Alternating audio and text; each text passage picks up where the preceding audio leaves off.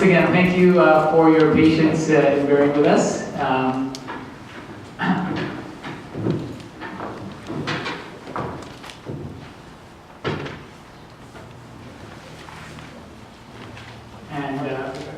Once again, I begin in the name of the Almighty God, the most beneficent, the most merciful, and I greet you all with the Islamic greeting of peace and blessings. Assalamu alaikum wa rahmatullah.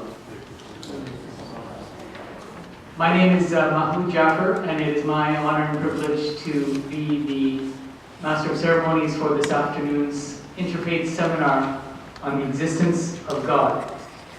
The existence of God is a subject that has been one of much debate and discussion for a number of centuries. It is one that takes place in the philosophy and the bounds of religion, popular culture, and philosophy. Arguments for the existence of God come from in many different forms. Some draw on history, others on science, some on personal experience, and others on philosophy. Some of the questions that are often asked on this topic include: can you prove that God exists, that He is real? What does existence mean? God willing, today's seminar will aim to unpack some of these questions and gain further insight into this topic with our panel of distinguished speakers from a variety of faith groups and backgrounds. At this time, I will also point out that per your programs, we were scheduled to have the Minister of Citizen Services, the Honorable Jenny Sims, in our audience this afternoon. And I have just been informed that unfortunately she had an accident yesterday, and as a result has sent her personal apologies and is unable to make it. But we will continue on and pray for her recovery and continue on with the rest of the program. At this time, I will request Dr. Muhammad Akbar, the chair of the Babul Ilm Education Society, the sponsor for this event today, to come forward and just greet us with a few words. A welcome address. Thank you.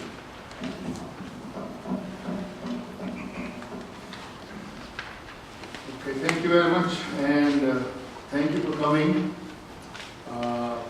Babul Ilm Education Society is a small non-charitable organization, and this is our 5th year into this kind of boring business of organizing seminars.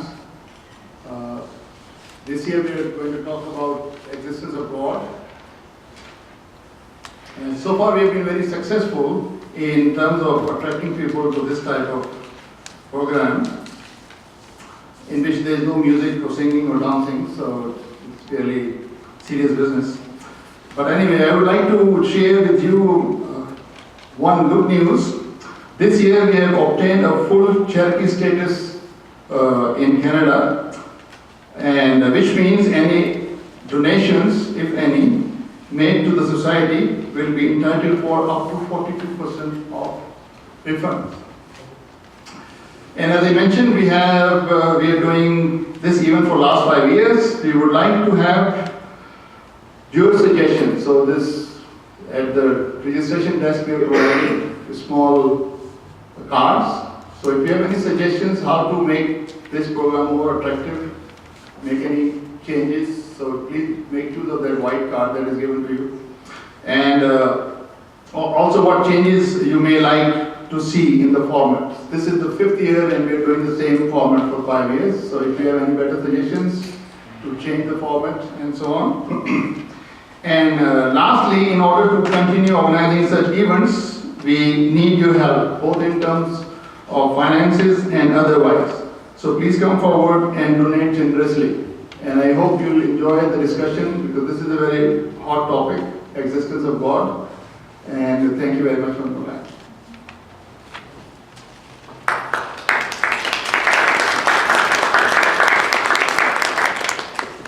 Thank you, Doctor. At this time, I would like to introduce to you our first speaker of the afternoon, Ms. Filza Raza, who is a student at the University of British Columbia, and she will bring us a youth perspective.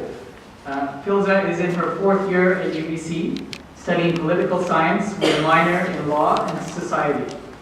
She hopes to pursue a career in law and politics. She has extensive experience working on faith-based organizations and initiatives on and off of campus, including being the vice president of an interfaith organization, an executive member of a university faith-based club, and currently serving as the co-president of her mosque's youth committee. She's passionate about women's issues, policy, development, education, reforms, and hopes to incorporate faith into everyday conversations. Ladies and gentlemen, please welcome Ms. Filza Raza.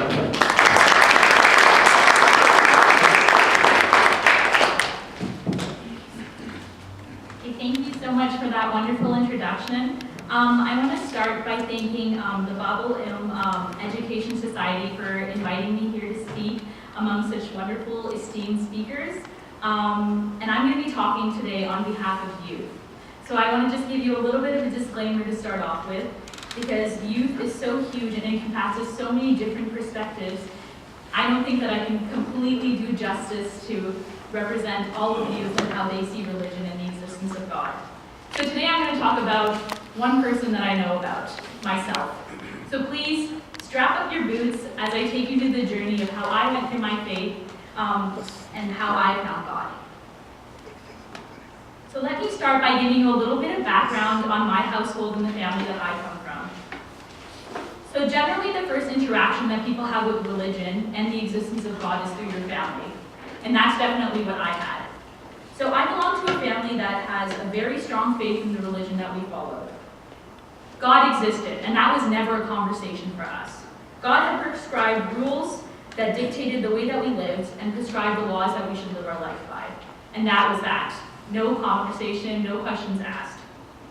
My family is accustomed to all religious rituals, and honestly, I envy my parents because it just comes so naturally to them. Religion and their religious beliefs are embedded in their DNA, and that wasn't the case for me. And that isn't the case for a lot of the youth nowadays today. We're constantly taught in our education to critically analyze information that's given to us. And that's exactly what youth do. So when I looked at religion, I looked at it through a skeptical lens, and I questioned every single thing, which generally isn't acceptable. So all these questions that I had, I was too scared to express, in the fear of being judged. And I felt guilty for having questions in the first place. There was no medium in which I could express these questions. And as youth, I think that a lot of youth also resonate with that, not having a safe space to talk about their faith critically. So I could feel myself moving farther and farther away from religion and disregarding it altogether. I took all the questions that I had and I tucked them somewhere deep in my mind. Was afraid to answer any of them. When I started my education at the University of Calgary, they had an open interfaith forum. So all the students were welcome, whether or not they believed in God. Everyone had a seat at the table and were able to express how they felt. So I decided to go to this event, mostly because they had free pizza, but it was just a great way of getting started and getting involved. So we sat in a circle and everybody started talking about their personal perspectives on religion. And all of a sudden, someone asked a question, that daunting three-letter word that you never ask in religious settings. Why? And for a second, my mind opened up, and I realized that maybe I can express all these concerns that I have. Maybe I can start talking about all these questions that I never had the opportunity to answer because I wasn't safe enough. I didn't feel like my questions were being heard and felt the fear of judgment. So attending this conference and attending this interfaith session actually brought me closer to my faith, brought me closer to understanding what God means to me, and discussing my faith without restrictions. And right now, I stand here today as a member of so many faith-based organizations and hoping to also facilitate interfaith opportunities and interfaith conferences so that people like me who are afraid to talk about religion critically and openly can actually have the medium to do so. So today I'm here just talking on behalf of youth and how we can move forward in terms of that. Today's youth, especially people younger than me, like technically I am retired in terms of youth years, talking about faith is like pulling teeth out. So if you go up to a young person and you ask them what their religious views are, they tell you one out of two things. Whoa, this got personal real fast, or oh my goodness, she's trying to convert me. There's always that negativity in terms of talking about youth and that uncomfortable feeling. So this is mostly because we live in a liberalist society where we are taught to believe that individuality means so much to you, and that your faith should be internalized and it's something private that you shouldn't talk to about other people. And I think that there's so many things wrong with that, but I also believed in that. If someone was to ask me what religion I was, it was almost as uncomfortable as asking me how much I weighed. Religion was just not something that people wanted to talk about, especially young people. And in my opinion, that shouldn't be the case, because historically and culturally, we see religion as a public affair. It brought people together and it built a strong community. And this is something that this generation needs that's lacking. They need a space and a community that is centered around faith, that is inclusive, safe, and encourages open dialogue. And organized religion offers this to a certain extent, but a lot of the times youth are deterred from organized religion for various different reasons. One of them is that this generation really loves their freedom. And organized religion, generally the way that they perceive it, restricts that freedom by having so many laws and kind of dictating the way that they should practice their faith, the way that they should believe, and how they should change their life to fit accordingly. Another issue is that oftentimes, especially in the media's got a lot to do with this, religion is perceived as zero-sum. So either you are religious or either you're not religious. And nowadays, religion, with the rise of extremism in the world, has been portrayed as something that definitely should not be talked about in the public. Because if you're talking about religion, you're either an extremist or you're either completely against God. So in the eyes of youth, they don't know where to go. It's overwhelming. So the public sphere is definitely something that youth do not want to involve themselves in when it comes to religion. In the past, when faith was brought up, it used to bring people together by getting rid of barriers of race, of class, by bringing all the same people together to pray together in a room as a community. But now faith is being used as a tool to divide people with hatred and divisive rhetoric. And this is why generally youth try not to associate themselves with organized religion. But when approaching the existence of God, there's a different perspective. From my experience talking to youth at interfaith organizations and events, many of them actually see something that's very strange to me, that they actually don't even think about the existence of God, because it has no relevance to their day-to-day lives. And for someone like me who comes from a family where religion means so much, and where religion is part of central core of my identity, that's really odd for me to understand. So how do we bring them into the conversation is the question. So for people like me, for youth that have embarked already on their spiritual journey, events like this session today are absolutely crucial in helping them strengthen their beliefs and understand what they want from religion and understand what God is on their own terms. But for people who don't have that sort of exposure, the best place that I personally think that they can, start talking about God a little bit more comfortably is through educational institutions. Education plays a huge role because it takes up so much of our lives, especially as we're young. That is the only sort of external entity in which we obtain our information from. In high school, we talk about cultural and ethnic diversity in our country, but we don't openly talk about religious diversity, and that's a huge issue. I think that schools should offer safe places on campus where students can actually discuss religion openly and learn about each other's religions. This way, people are going to be more comfortable talking about religion in a public setting, and they can discuss the issues that they have to the extent that religious conversation and talking about God becomes part of our everyday life. I think that interfaith discussion groups create acceptability and respect for all religions, and they should be in institutions where youth have access to them at all points. And I'm not here to preach whether or not you should follow a certain religion, whether or not you should believe in God, or whether youth should do that. But all I'm here to do is advocate for opening up the conversation by reducing barriers that draw people away from religion, by making religion and the concept of God something that is public to the extent that we're open and we can have a respectful conversation about it.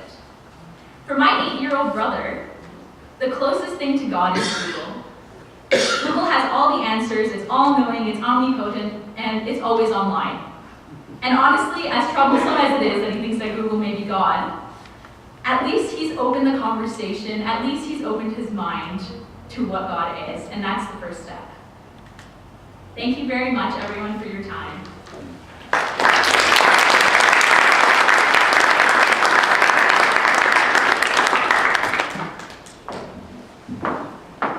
much, Phil, for that. I couldn't have asked for a better opening act, I guess. I think it's really sort of set the base for this afternoon's conversation, and we will have an opportunity at the end. So do save your questions, because you may have them as we go through all of the speakers, and we will have an opportunity at the end to have, we've got a nice cozy group this afternoon, so we'll hopefully be able to have some good conversations till the end, but I think there's a lot there that she left us with from a youth perspective, so thank you for that. At this time, it's my pleasure to introduce Dr. Marcy Gofsky-Lukoc with us today. Marcy was born and raised in Vancouver, BC, in the and grew up with the United Church of Canada. She later converted to Judaism at the Beth Israel Synagogue, having married into a Jewish family. Her and her husband have 3 adult sons, and she is a primary resident now of Kamloops. She works part-time in Vancouver as a spiritual care practitioner. She teaches nursing full-time online and is a researcher at BC Women's Hospital, focusing on end-of-life loss, bereavement care, and sudden infant, child, and death syndrome. She has remained fully engaged in her chosen faith tradition, including community outreach, assisting with a variety of youth support services, classes, and workshops in her synagogue. Marcy has obtained a number of degrees. When I was looking at her biography, they were just overwhelming to mention all of her designations, but both at the graduate and undergraduate level in nursing, pastoral care, spiritual care at a variety of institutions across British Columbia. She's currently part of the faculty the Department of Health Sciences here at Kwantlen, again, teaching online nursing programs. Marcy has practiced nursing in a number of acute care hospitals in Vancouver, focusing on psychiatry. Her most rewarding nursing experience has been working alongside the street nurses in Vancouver's downtown east side. Marcy has been studying and preparing for ordination as a rabbi, and she will soon be ordained in the spring of 2018. Today she will be speaking to us about God and Judaism. Please join me in welcoming Dr. Marcy Lukoc.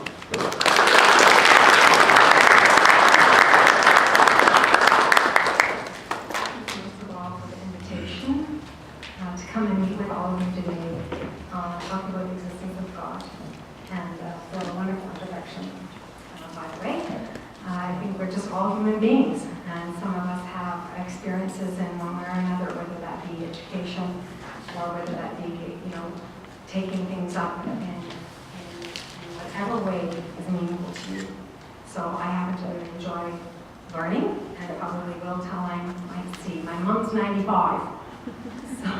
So I have a long way to go to continue with that experience. So with the background that I've come with, I grew up in the United Church of Canada, which has an interesting long background and history of its own. My parents were both incredibly busy in their church life. They were in the couples club. So back in that many days, I guess the 60s, families went. It was a family affair. And there were meetings on Thursday evenings for couples to go to. There were choir practices. I was in choir. My parents were in choir. There was Scouts, Girl Guides, Explorers. So many things centered around the life that we call religious. And we really didn't talk as much about the spiritual. I think the spiritual part happened to be the singing.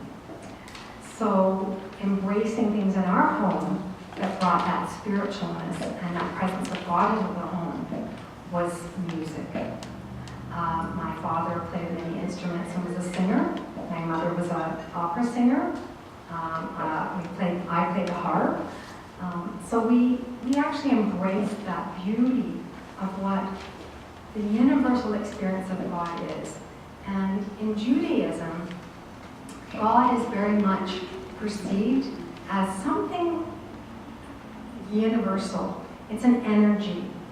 Nothing really that we can see per se, nothing that we really can touch in that existential way. It's very much what surrounds us and how we act and how we are and who we are in our world. We bring God into our experiences and into our life in the Jewish tradition through our actions every day. So all faith bases seem to have different ways of practicing, different ways of being, different ways of praying, different ways of connectedness with one another and with God. And as human beings, we need to name things. So we've named this essence, this divine energy, we've named it God. It's come through us in so many different ways, and with different names across different cultures and at different religious and faith bases.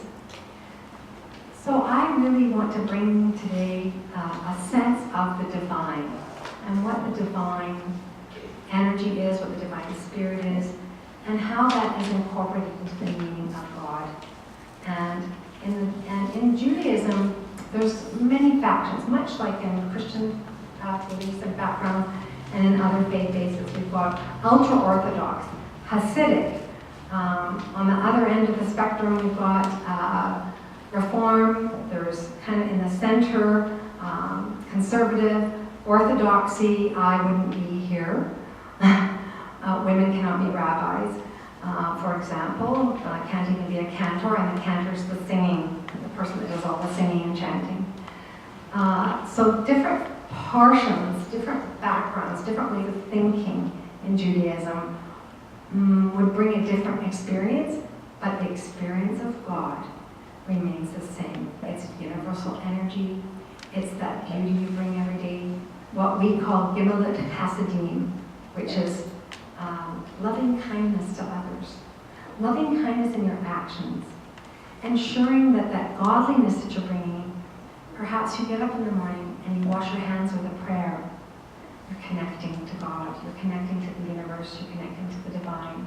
You're preparing yourself for your day. Perhaps after a meal or before a meal, you have a prayer, a meditation, a moment where you ground yourself. You become one with yourself and with the divine. In Judaism, the existence of God is also about community. It's not done in isolation. We are more powerful in our faith together than we are singularly. And that is a truism of Judaism. And ensuring that we come together, that as a whole, when we're in a group like this, we are stronger, regardless of which ways we look at things. So in our faith base, we look to the Torah. The Torah is the first 5 books of the Bible, for example. So Genesis, Exodus, Leviticus. Boy, you have to learn to love Leviticus, let me tell you. Numbers, and Deuteronomy. And so throughout the year, we're experiencing God from the beginning of creation all the way through many different things. So it's exciting that way. What I'd like to do for just a quick moment, just to kind of bring us together and make sure that I end on a note, is a universal meditative prayer. It's called a Nagun. It's not really a prayer. It's not really a meditation. It's how I experience God and how those that I work with and pray with. And certainly at Women's and Children's Hospital, what I do there is interfaith, multi-faith, and no faith. Sometimes no faith is, I believe in hummingbirds. Whatever works for you, whatever makes you feel connected. So I'll just do a quick Nagun and introduce you to that concept as I finish. Alayla la la layla la, alayla la la layla la, alayla la la layla la, layla layla layla la, layla layla layla la, layla layla layla la, layla layla layla la, layla layla layla la.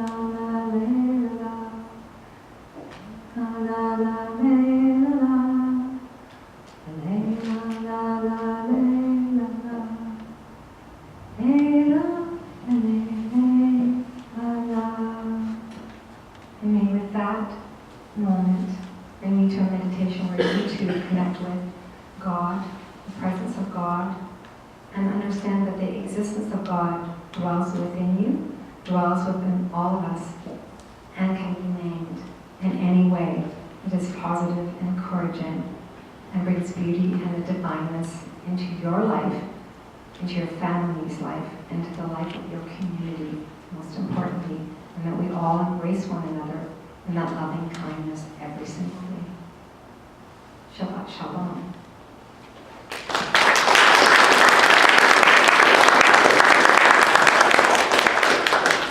Thank you very much, Dr. Lukoc, for sharing those inspiring perspectives with us this afternoon. I would now like to introduce Dr. Raminder Kang, who will speak to us this afternoon about God in the eyes of Sikhism.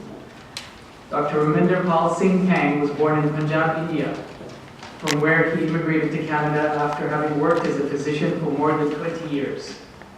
He also pursued philosophy, religious studies, and journalism up to the master's level. He has been associated with a number of educational, social, and religious institutions in India. In Canada, he has been the host of a popular daily program on KRPI Radio, 1550 AM, since 2005, in which he conducts talk shows on issues of social, economic, political, and religious significance. He also has over 10 years of experience working in the social services sector in different capacities. He is proficient in English, Punjabi, Hindi, and Urdu languages, and writes poetry in Urdu and Punjabi. He is the president of the board of directors of the Canada Urdu Association, a prestigious literary organization working for the promotion of the Urdu language in British Columbia. Dr. Kang is closely associated as a volunteer with the Intercultural Online Health Network, a community-driven health promotion initiative run by the University of British Columbia. We definitely have a UBC influence here this afternoon, I think. The Faculty of Medicine that helps optimize a volunteer disease prevention and management for multicultural communities. He's also volunteer master trainer at with the chronic disease self-management programs offered by the University of Victoria. He's delivered many workshops under this project in different parts of BC, and we welcome here this afternoon to share his perspectives on God and Sikhism. Dr. Kang.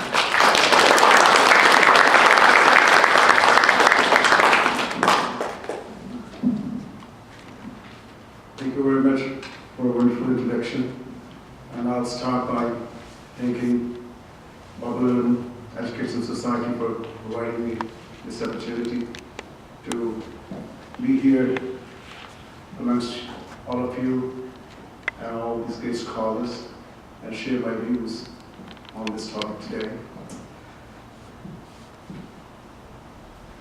I'll be keeping things very straight and simple, and I've tried to avoid the very heavy philosophical jargon, and so that we can easily comprehend the idea from the perspective of Sikhism. Humans have always been anxious to know who created this entire universe, who controls it, and who created all the living beings. In a debate about God, the arguments for his existence come in many different forms. Some draw on science, some on history, some on personal experience, some on philosophy, and some on theology. Science with its tools of inquiry can only look into physically visible or recordable, measurable information regarding matter. The study about God, who being divine with consciousness, wisdom, intelligence, power, and qualities unknown to a common human scientist, is beyond his ambit of studies. Thus, it's often said that science cannot provide evidence to anybody to make him or her believe in God. The existence of God cannot be tested in a science lab. Science provides no answer on why we're here, but it strives mightily and unendingly to find order in nature and to discover how natural processes work. What is the purpose of life? Why do we exist? And what what should we do about it are the domains of religion and philosophy, not science. The concerns of science and religion are not mutually exclusive, but are complementary. Religion can lend meaning to life, whatever the facts that science discovers about the mechanics of life itself. From the point of view of Sikhism, Sikhism is a theistic religion and totally rejects all reasoning which may attempt to prove that the universe is an automatic machine or that it is a continuation of atoms which are self-created and self-perpetuating. According to the Sikh belief, God is self-created and all that exists has emanated from Him. As to any speculations about the origin of God or the creation of the universe by Him, no mythological or any other explanation is offered. Man's intellect cannot penetrate the divine mystery, and hence all that man can attempt is to feel or realize the existence of God through intuition or spiritual experience, called Anubhav in Indian philosophy. Logic or any other kind of reasoning cannot prove the existence of God, for against one kind of reasoning, another can be advanced. Hence, for man, it is to try to realize the existence of God in a spirit of humility and to engage in prayer and devotion so that he may become one with the supreme reality that is God. The first master of the Sikhs, Guru Nanak, says, by one word the whole vastness of the universe was created. I'm not quoting the scriptures because just to save time, I'm just giving the English translation of what he said. So by one word, the whole vastness of the universe was created, resulting in millions of streams of existence. The yogi knows not the day and the date of creation, nor anyone, the month and season. The creator of the universe alone knows his secret. God is believed in Sikhism to be eternal. That is, he is without beginning and without end. All else that is visible had a beginning and will end. Even the sun and the moon, the stars, the earth, all will end.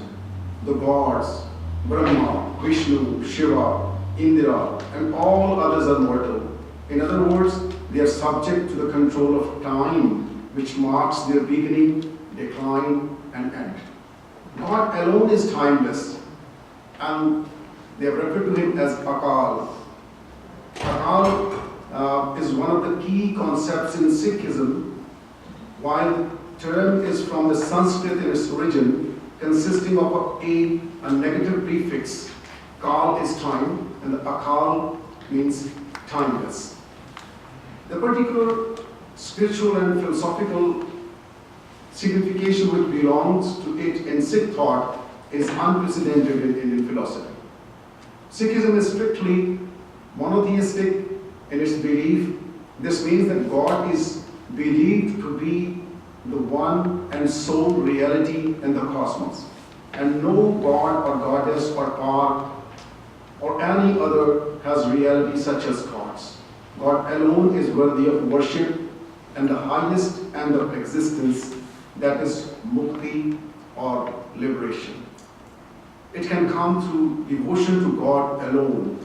All other worship is false and a waste of the precious gift of human life. Besides this monotheism, Sikhism also emphasizes another philosophical idea which is known as monism. Monism is the belief that all that our senses apprehend is only appearance, that God is the sole reality. Forms, being subject to time, shall pass away. God's reality alone is eternal and abiding. Hence, behind the shows of things, the spiritual vision is always aware of the reality of God. According to this philosophy, the differences created by man's limited thinking, which result in selfishness, egoism, and hate, are meaningless. Since nothing exists except God, the man of God sees in all beings the reality of God. A few texts from the Holy Granth Sahib illustrates this point. It says, that which is inside man, the same is outside him. Nothing else exists. By divine prompting, look upon all existence as one and undifferentiated. The same light penetrates all existence. The divine is in the water and untouched by it. Its light penetrates this water entire. None is near and none far. I find it ever near and chant its praises. Nothing else exists inside or outside. All happens as he wills it. Listen, this is what Nanak says after contemplation. What should the yogi have to fear? Trees, plants, and all that is inside and outside is he himself. Differences are owing to man's ignorance of the supreme truth and to the influence on him of Maya, illusion. Through prayer and devotion and divine aid, the illusion created by Maya is lifted. And then man views the reality of the universe as one, leaving no scope for hatred, avarice, or egoism. The concept of the supreme reality, that is God, is fixed in Mool Mantra, that's the basic creed of the Sikh faith, which stands at the head of the Guru Granth Sahib and is considered to be the opening of the holy text of Guru Nanak's Bani Japji. Mool Mantra is chanted and written on all solemn occasions when divine blessing is sought to be invoked in any undertaking. In its original form, it reads, Ik Onkar Satnam Karta Purkh Nirbhav Nirvair Akal Murtat Ajuni Saibam Gur Prasad. Translated into English, this means the one supreme being, eternal holy reality, the creator, without fear, without rancor, timeless form, unborn, self-existent, realized through divine grace. The various elements in the above creed on careful study will yield the true significance of the Sikh belief and its idea of God. The first weird phrase, Ek Onkar, contains two terms. Ek means one and Onkar, the supreme being. Onkar comes from the Upanishad and is an extended form of Om, which is the holiest of all names of God. In the Guru Granth Sahib, Om is also used once by Guru Nanak and twice by the second master, Guru Arjan Dev. Omkar is the eternal reality, above gods and goddesses, and is holy and self-existent. To it, in order to emphasize the idea of the sole reality of God, Guru Nanak has added the numeral 1, which is several Indian languages is pronounced as ek, ek, 1. This Ik Omkar is the transcendental and unattributed absolute. In other words, it is that which is above all existence, has no attributes, since these will limit its absoluteness and eternity. In another Bani, which is titled as Sukhmani, it is said, whenever he wills, he creates the vast universe. As he wills, he is again Ik Omkar. Ik Omkar, here as elsewhere, implies that reality which is above and beyond all existence. The next phrase, Satnam, contains two terms. Sat is both real and holy. Nam is a spiritual idea which stands for the essence, the absolute reality. It's not merely the name as is commonly believed, but that for which the name of God stands, that is the divine essence.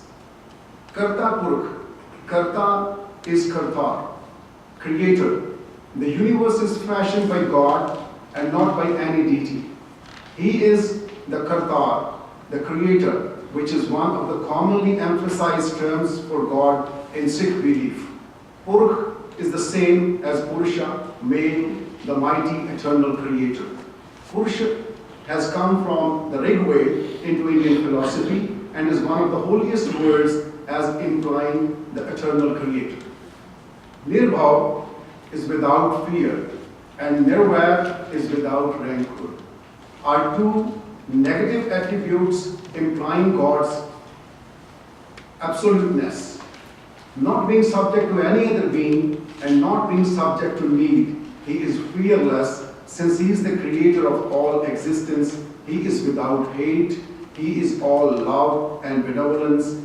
Hence, in Sikh teaching, God is referred to again and again as Father, implying his love and care for all creation. Akal, as said earlier, is timeless, eternal. This term is characteristically Sikh. In numerous Sikh phrases, this term occurs. Akal is as unmistakably the Sikh name for God as Allah is in the Muslim tradition. Ajuni implies that God is not subject to birth and death. Hence, the incarnations of God who are worshipped in various religions in India and outside are not God. For God is unborn. He is not subject to the physical process of having a father and a mother. Related to this is Saibham. This is a popular form of Sanskrit, Swayambhu, means self-existent. The last phrase, Gur Prasad, implies that God's knowledge or realization can come to man neither through reassurance, nor learning, nor through ritual performances like pilgrimages, fasting, and keeping sacred days. None of the attempts and the ritual practice of religion will help his realization. Through devotion and prayer, God's grace means kindness, his mercy may be aroused, and through that alone may he be realized. This is the great mystery of mysteries which no man can understand. Grace comes mysteriously and in ways unexpected. Only prayer and devotion from the depth of the heart may draw it on man. For grace means prasad. Other terms are employed by holy gurus are meher, that is love, karam, that is bounty, nadar, the grants of compassion, daya, that is also compassion, kripa means kindness. So this last phrase is essential in the enunciation of the basic idea of the Sikh faith. In the teaching of Sikhism, God is conceived as being without form, nirakar. In accordance with this faith, Guru Nanak is also known as Nirankari, believer in the formless. No image or idol or any figurine can represent God or be worshipped as God. All existence is God's visible form, but no part of it is a substitute for God. God is also nirgun, that is unattributed, as said earlier. This means that he is not subject to the three dualities of ignorance, that is tamas, passion, rajas, and reasoning intellect, sattva, as is all creation or maya in the different stages of its evolution. God is eternally perfect. Man's ideal must also be to rise above the three qualities of maya and enter into the divine state of attributelessness through prayer and devotion. In the state of devotion or bhakti, God is also believed to have certain noble qualities such as love, compassion, fatherly concern for all creation, and upholding of the moral law in the universe. It is through such qualities that he comes close to humanity and becomes the beloved of his devotees. To love, he heals, but no other persuasion. Man loves him for the principle of goodness and righteousness that is in him. He is mighty and is constantly intervening in the concerns of the universe by destroying evil. Thus, arrogant tyrant as Ravan, Duryodhan, and certain demons in Indian religious history are destroyed with God's might operating through certain God-inspired heroes.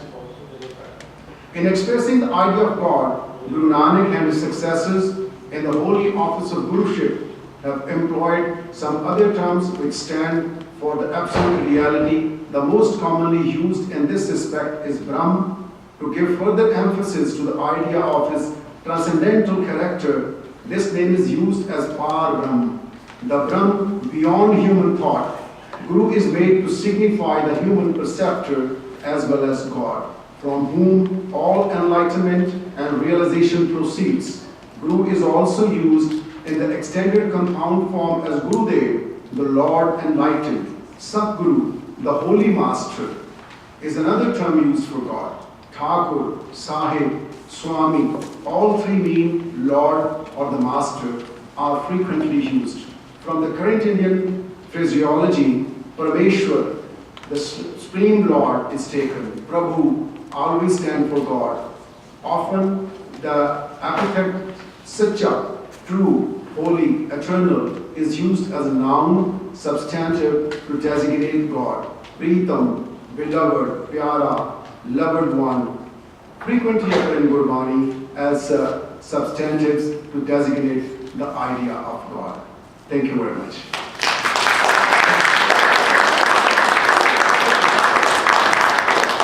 Thank you very much, Dr. Kang, for sharing with us.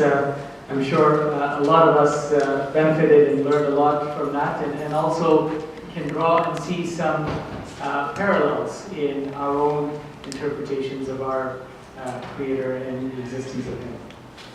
But this time, it's an old friend of ours, Reverend Tim Kepfer. Now I get to call you Reverend. Yes. Has been a longtime friend and a Christian pastor in the Mennonite denomination. He currently serves in Chinatown, Vancouver. During his 12 years as a pastor of Peace Mennonite Church in Richmond, Tim was privileged to develop many friendships with leaders of different faiths through participation in the Highway to Heaven Interfaith Association, as well as through neighborly relationships with the communities along the Highway to Heaven, including the Al-Zahra Islamic Center. Tim has earned his Master of Divinity and Master of Theology degrees from Regent College. He is married to Sandra, and they have 3 young adult sons, Joshua, Matthew, and Zachary. Today, he will be talking to us about God and Christianity. Ladies and gentlemen, please welcome Reverend Tim Kepfer.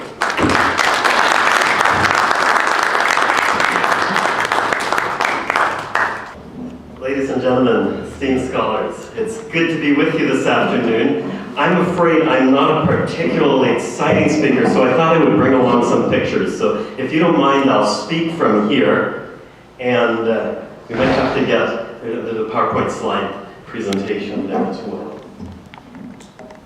Thank you. That's it. I'm also not very tall, so I'll try to make this work. I so appreciate the good work and the hospitality of Dr. Muhammad Akbar and Brother Jafar here, and Dean Wayne Tebb, who's usually here. I just met him on the street there near our home on Main Street near Chinatown a little bit ago. The genius of these seminars is how they bring together us neighbors of deep religious faith and conviction, who sadly are normally just too occupied in our own communities to find time for conversation with each other, as we're doing this afternoon. And so we're together because we want to learn today. Our religious convictions urge us to seek truth and to build relationships with those who are of a different persuasion than ourselves. What do we share in common?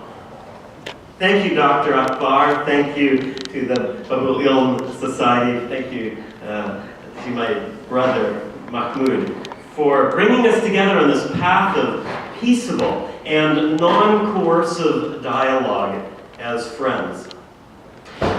I think that our hosts can feel this event a success if I, a Christian, am able to leave this afternoon, and I can go and tell my brothers and sisters, my Christian brothers and sisters, this is what the Sikhs believe about God. And Dr. Khan, if he happened to overhear me, would say, that Christian pastor has expressed my belief about God in a way that I completely agree with him. That would be great. I'm not sure I can do that, but I would try. So at the end of this afternoon, we can say to one another, thank you so much for making your beliefs clear. You helped me to understand. Even if I cannot agree with you in everything, still I now have a deeper appreciation of what you believe and why you believe it. Our friendship has grown, and our commitment to working together for a healthier, a kinder, a more thriving community here in Greater Vancouver, it's growing because of this afternoon.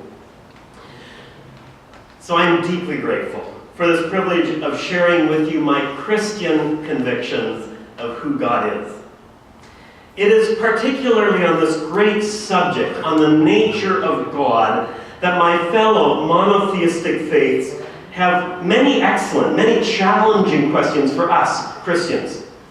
Because even though Christianity is presently the theistic faith with the greatest number of adherents, you could say that we're also the outlier monotheistic faith. How are we Christians outliers? Well, I can think of two big ways. First of all, with Sikhs, with Jews and Muslims, we affirm that we believe in one God and one God alone.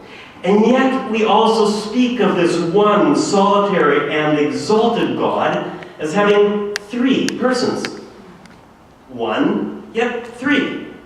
Why is that? Are you true monotheists? My friends of the other faiths will ask. Good question.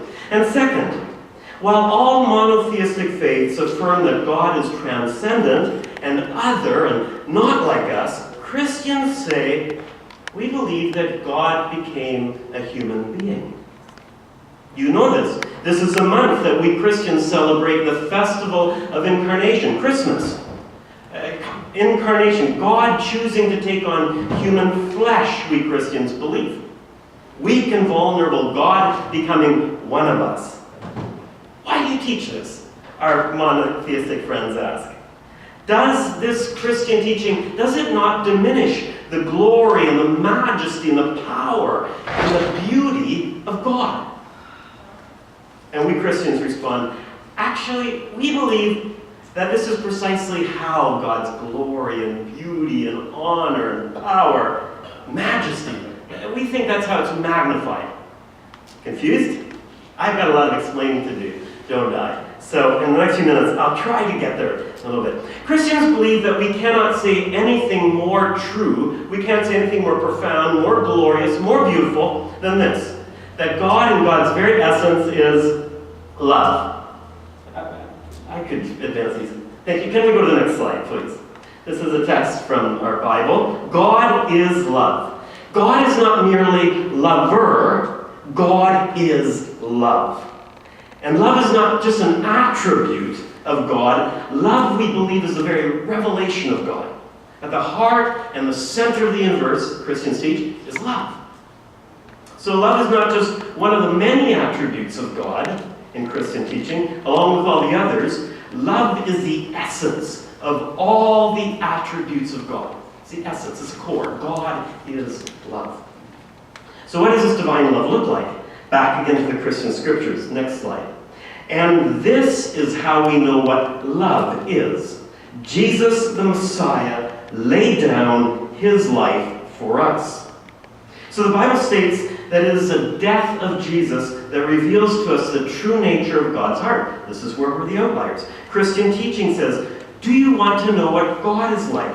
Then look at this. The next slide. This,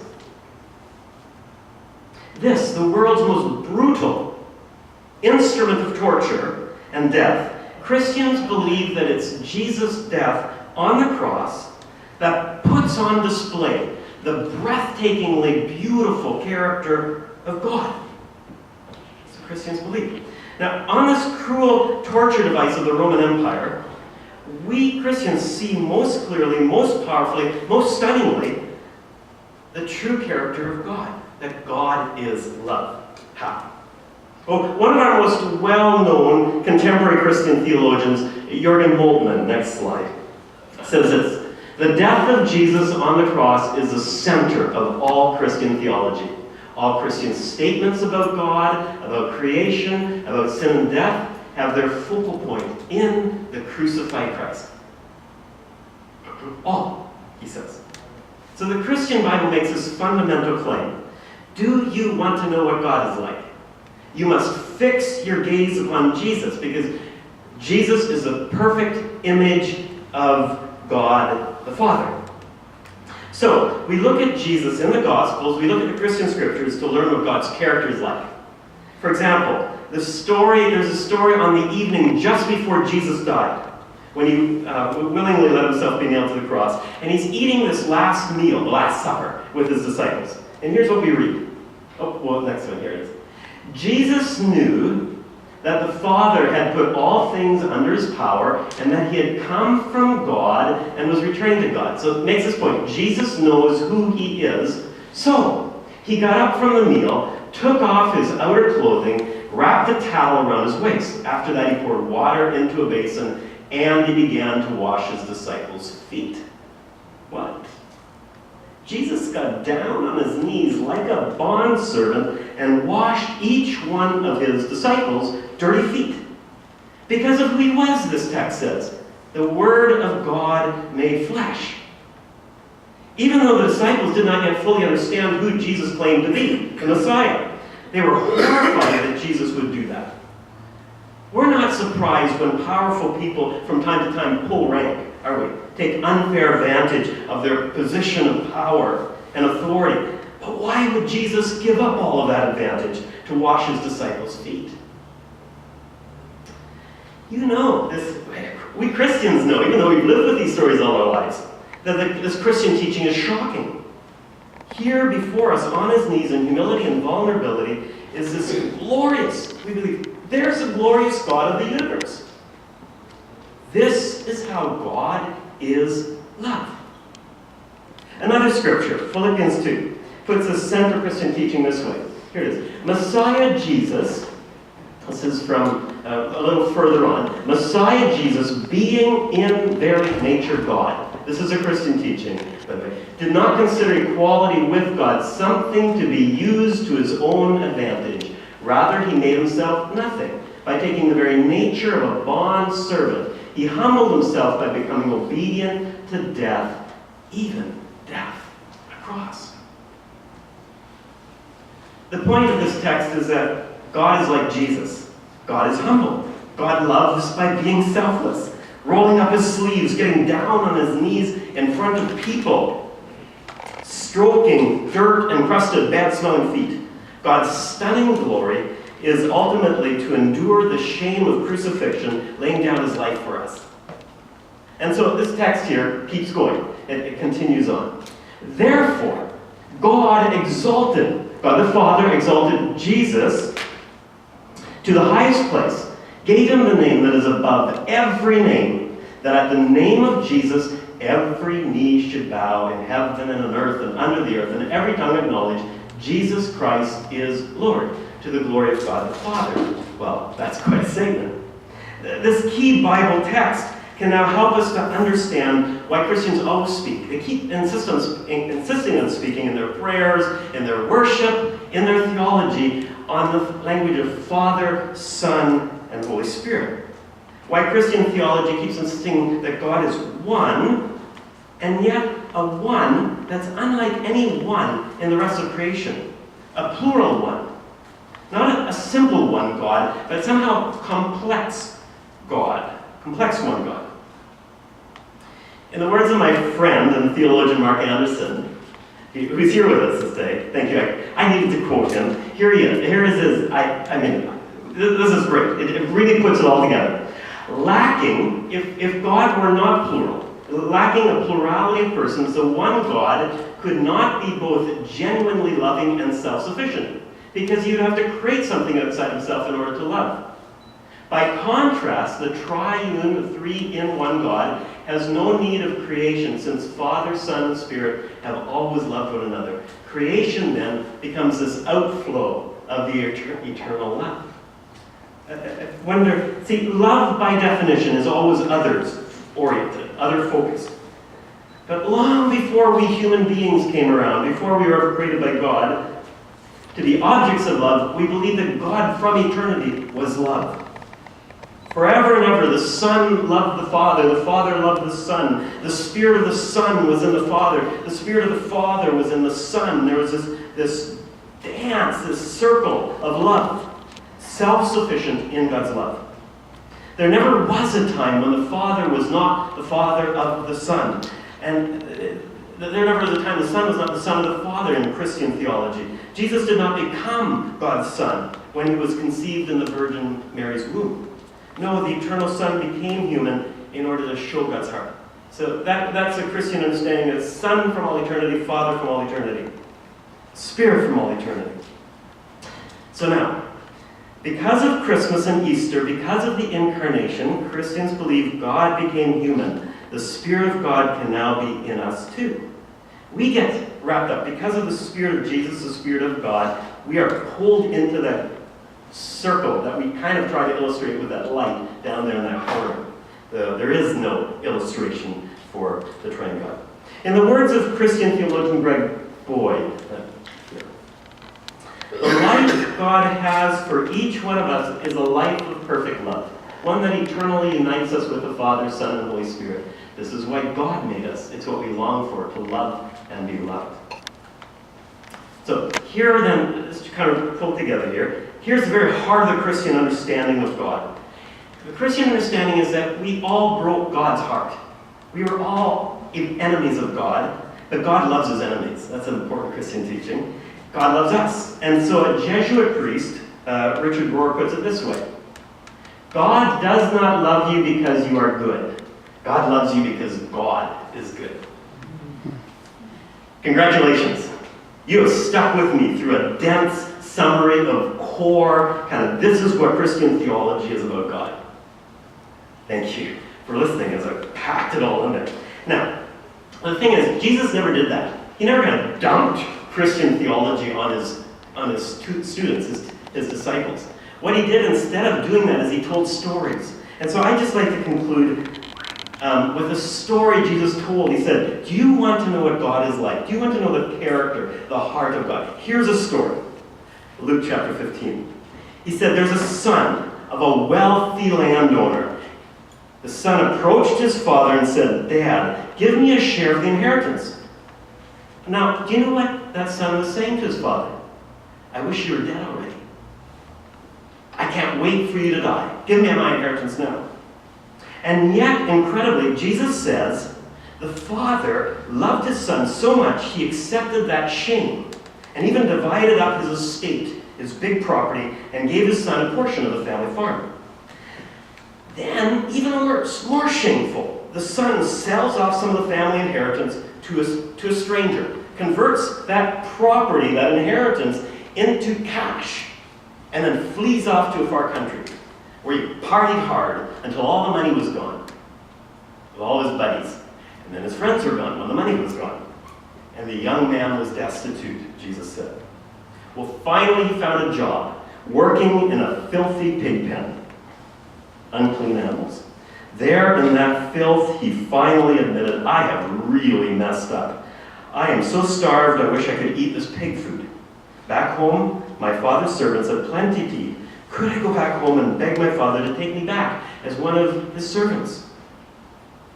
Now, he knows the villagers, the neighbors back home, will be so angry with him that if he tries to come back to that village, they will chase him away. They will probably beat him. But he is desperate. He goes back home anyway. And Jesus says, while he is a long way off, the Father sees him. Day after everlasting day, the Father's been looking and looking for that lost son. And what does the Father do? When finally the Son appears on the horizon, Jesus says he hikes up his robes. He forgets all of his dignity. And with no shame at all, that gentleman runs in public, in front of all the neighbors, down the road to the Son. And he throws his arms around that shameful son who smells like pigs, and the Father smothers him with kisses. And then the Son begins his prepared speech. He says, Father, I've sinned. And the father immediately interrupts him before he can even ask to be the servant, the slave. Kill the fatted calf, the father calls to his servant. Put my best robe on this young man. Here, let's give him the checkbook too, with the signet ring. He can have the rest of the inheritance too. All that is mine is now his. This son of mine who was dead is now alive. Let's throw a huge feast for the whole village to celebrate and welcome my lost son home. And Jesus ends up by saying, this is how God loves us. Incredibly, astonishingly, stunningly. With no shame, God forgives and welcomes home the undeserving, even though we heaped all that shame on him. Yes, all of us have unfortunately shamed God in far more ways than we could possibly know. We can't do anything to patch up our relationship with God. But God's love is greater, higher, deeper, stronger, more glorious than even the most shameful of our thoughts or actions. And this glorious love of our Father God, so lavish, so unashamed, so extravagant, so gloriously powerful. This love, Christians believe it can grip our hearts. And it can even transform us from inside out. And it can bring us right into home, into this circle of love that is the triune God. Well, have I given you a glimpse of the very center of Christian teaching about God? God created us so we might be one with him, we believe. Not interested in us merely saying many prayers, doing a whole lot of good deeds. God doesn't need us. God is self-sufficient. God loves us eternally, infinitely. He wants all of our good deeds to flow out of our intimacy with him, out of our love for him. And that, we believe, is why the eternal God became a human being on Christmas, to make that possible for us. This, we believe, is how God is love. Thank you, dear friends, for listening to the Christian understanding of who God is.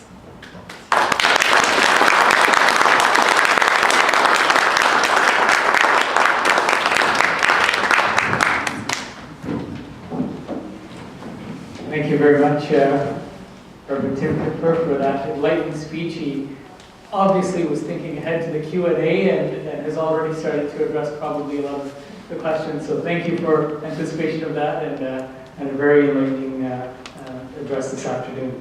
Once again, for those who may have arrived late, Ms. Ginny Sims, Honorable Ginny Sims, the Minister of Citizen Services, was scheduled to be with us this afternoon and would have been our next speaker. She unfortunately had an accident yesterday and is at home recovering from that, so we wish her a speedy recovery. And we will just move forward with our next speaker, who is indeed our keynote speaker for this afternoon. It is my privilege to introduce to you Dr. Akbar Hussain Mitani. Dr. Akbar Mitani works as a physician.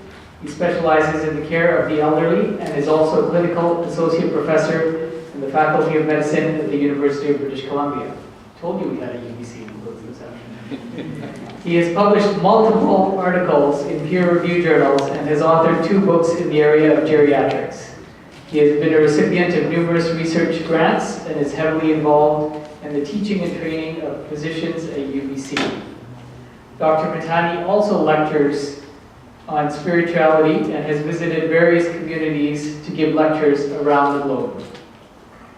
He's also served as the past president of the Azehra Islamic Center and has volunteered in many developing countries. Most importantly, he sees himself as nothing but a servant of God and a lover of the Prophet Muhammad and his holy family, peace be upon them. Today, he is going to talk to us about God and Islam. Please join me in welcoming Dr. Akbar Mitani.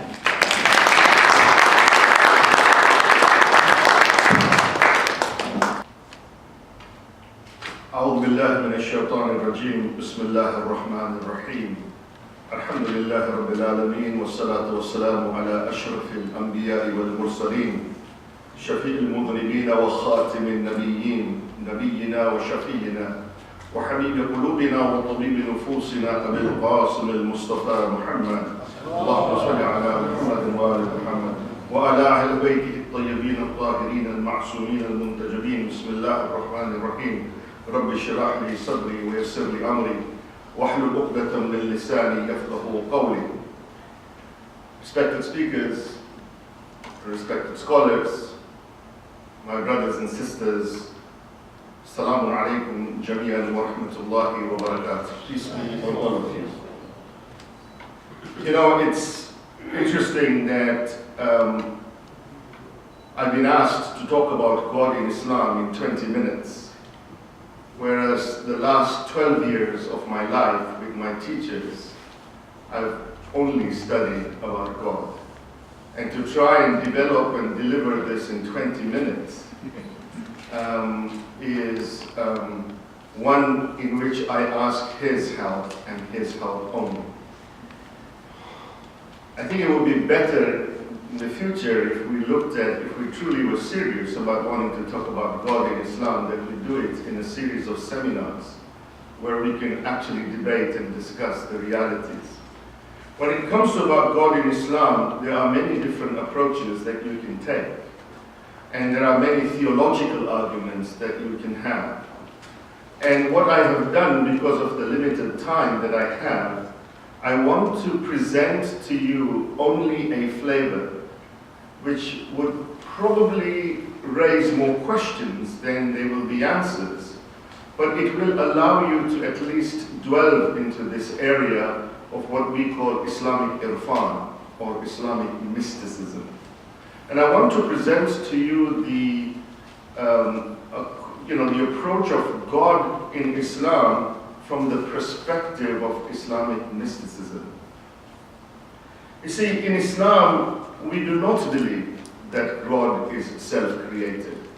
In Islam, we believe that God, that Allah is not a physical entity. We do not subscribe to anthropomorphism in Islam. We believe that, of course, God is everywhere.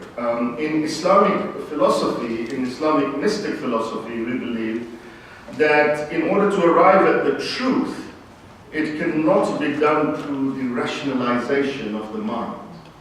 We believe that it can only be done through a personal experience.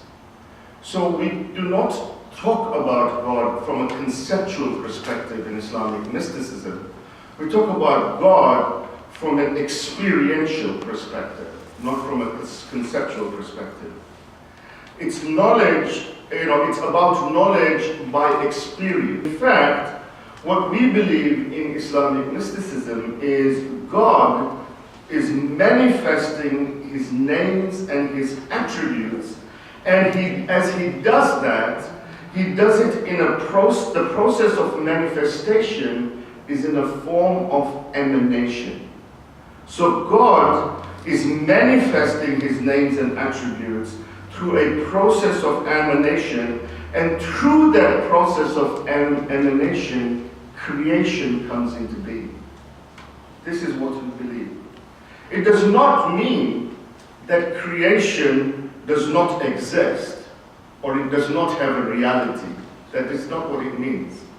It means that creation does not have an independent reality of its own besides God. That's what it means. Let me give you just some examples so that I can drive this message through as clearly as I can. If you look at the sun and the rays of the sun, right, you will ask, are they a figment of my imagination? No, they are not, right? They exist. I can feel the warmth of the sun. I can see the rays from the sun. I can feel the sun and the rays of the sun. So they're real in that sense. However, if I remove the sun, the rays have no reality of their own. Let me give you another example. Is a shadow real or not? Of course it is real, right? You can see a shadow. But a shadow is real only as far as there is an object and a light source in front of it.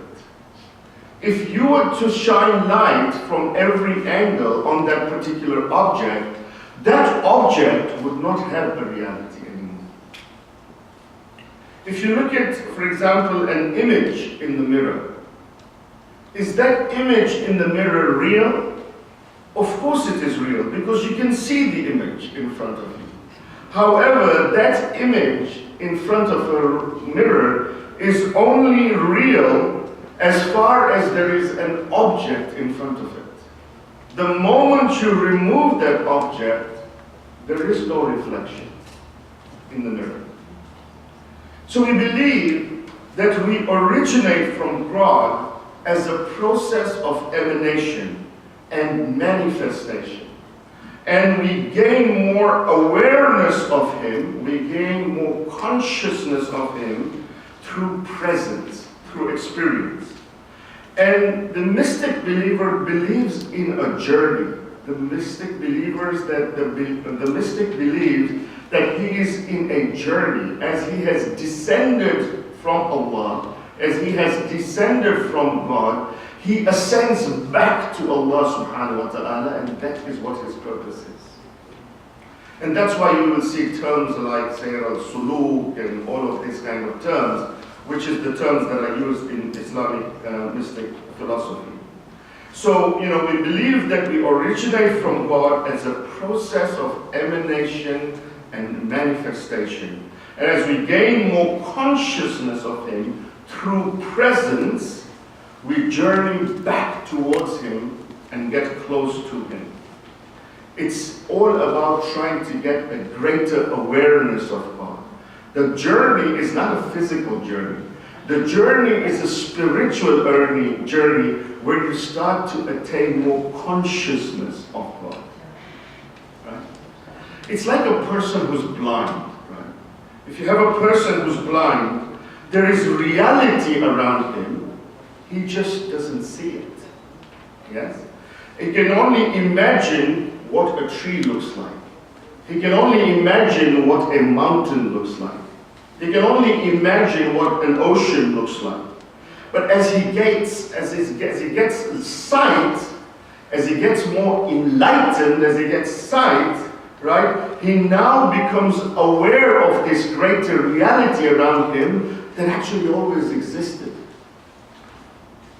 He was just veiled from it. And this is what, when the Quran talks about, taking somebody from darkness to light, zulumat to nur, this is what it means. It means gaining more consciousness of God and more awareness of God. So he journeys from darkness to light, and that is how God manifests Himself into us. We believe that Allah, that God, in His essence, is unknowable. No one knows Allah except He Himself in His essence. He makes Himself known only through the manifestation of His names and His attributes, not His essence. Take the example of yourself, for example. No one knows you, right, except you yourself. Even your spouse does not know you the way you know yourself. Sometimes people will say that my spouse knows me better than anybody else. But even your spouse does not know you, the way you know yourself. I can only know you through your name and your attributes, right? I can name you. I can say this is Akbar, right? I can say that he is tall, he is handsome, he is good looking, he is smart, he is generous, he is, he's merciful. I can give, but that's not you. That are just your attributes. I'm only describing your attributes. The question is, who are you? You can talk to me that I'm smart, I'm generous, I'm a doctor, I'm this, I'm that. Those are just your names and your attributes, right? In the same way, God radiates His names and attributes to us for us to know Him. If I wanted to know you completely, the way you know yourself, I would have to become you. That's the only way that I would be able to know you the way you know yourself. So for anyone to know God the way God knows himself in his essence, he would have to become God. And that is not possible in Islam. Creation, therefore, is a veiling of God himself in the form of others. Because creation is just his manifestation, the entire creation is connected to him, and it is alive, and it is singing his praise. Because it is a manifestation of him. It is a manifestation of his names and his attributes. The relationship of God in Islam to his creation is not like the relationship of a builder to a building. Right? A builder can build a building, and then you can remove the builder and the building remains. It's not like the relationship of a watchmaker to a watch. A person who makes watches can make the watch, and then you can separate and the watch can start ticking on its own. It lives on its own. That's not the relationship that Allah has to his creation. Right? As far as Islam is concerned, right, the relationship of God to his creation is like that of a thinker to his thought. The moment you move the thinker away, the thought goes. It's like an imaginator to an imagination. The moment you move the imagination away, the imaginator away, the imagination moves, it goes. And what it means is God is not in Islam one who creates and then is not involved in it in any way. Because the creation is his manifestation through a process of emanation, he is continuously connected with the creation and continuously sustains it. It's never separated from the creation. Right? This is why Islam focuses on a Tawheed-based ontology, right? On a Tawheed-based ontology, meaning that there is only one reality, and that reality is God. We are only real, we are only as real as we are connected to God. We are just pointers to God, right? A person who therefore attains this level of presence does not have self-will anymore. The human being, so when we say that God manifests himself through his names and attributes, and that is what creation is, what is important to understand that when you see everything that you see is a manifestation of God's attributes and names. But the human being is that one creation of God in whom all the names and attributes of God are within. And that is why in the Quran he says, لَقَدْ خَلَقْنَا الْإِنسَانَ فِي أَحْسَنِ تَقْوِيمٍ. He is the best of my creation. The reason is that all his names and attributes, the potential of all his names and attributes can be found within the human being. With everything else, you will see certain reflections of his names and attributes, but in its entirety, it is the human being that possesses the capacity to be able to reflect all his names and attributes. And when all his names and attributes are reflected in an integrated and harmonious way, then you have the perfect human being. And that perfect human being has now journeyed in a way because he is now manifesting his entire names and attributes in a way that is harmonious.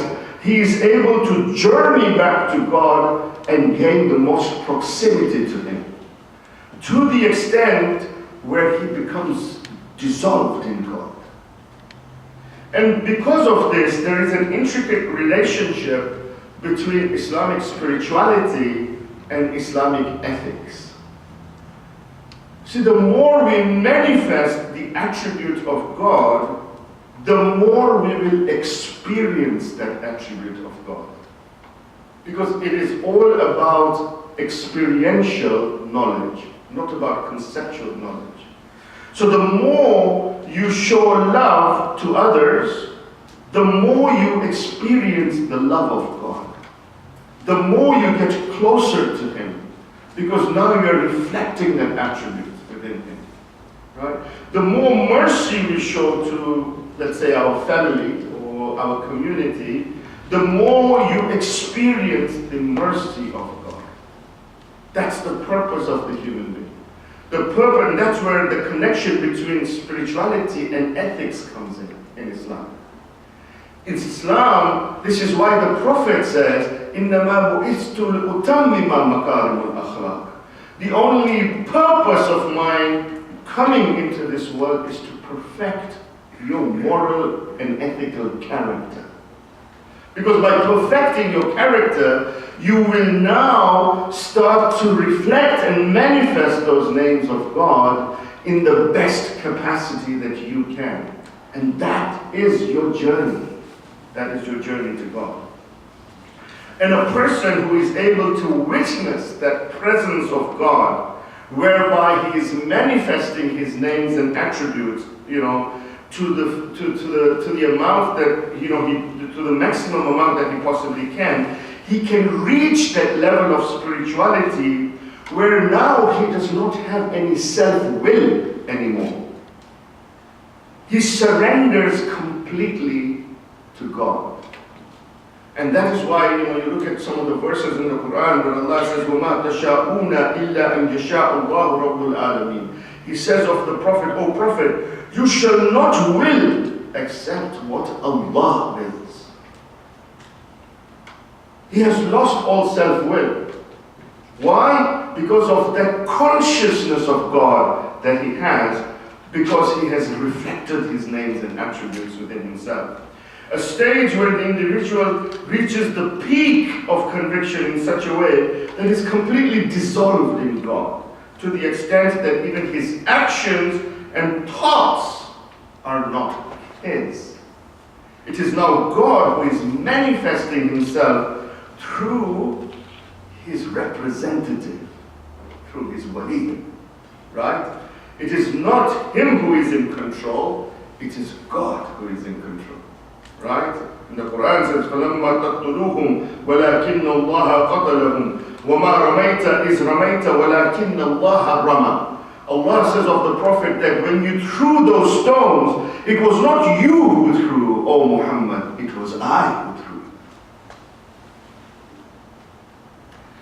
So, and then there is another part in the Quran where Allah said about the Prophet, وَمَا يَنْتِقُ عَنِ الْهَوَىٰ إِنْ هُوَ إِلَّا وَحْيٌ يُوحَىٰ. He does not speak except for whatever he speaks. It is a revelation from God. It is not he who is speaking. It's just his lips that are moving. It is God who is talking. That is that level that you get to. And I want to end my 20 minutes. You're 25 minutes, by the way. Now you tell me. But I want to end my 20 minutes, in basically reflecting on the amazing words of the master of martyrs, right? Imam Hussein, salawatullahi wa salam alayhi. And Imam Hussein, in his beautiful supplication, which is called the supplication of Arafah, he makes some statements, and I wish I had time to give you more statements, but there is one statement that he makes where he says, مَتَى غِبْتَ حَتَّى تَحْتَاجُ إِلَى دَلِيلٍ يَدُلُّ عَلَيْكَ. He says to God, that when were you in need of proof for me to prove you? What he's saying, in other words, is, that you cannot be proven by something whose mere existence is in need of you. How can you prove something when that something's mere existence is in need of the thing that you want that existence to be? Cannot be done. Assalamu alaikum wa rahmatullahi wa barakatuh.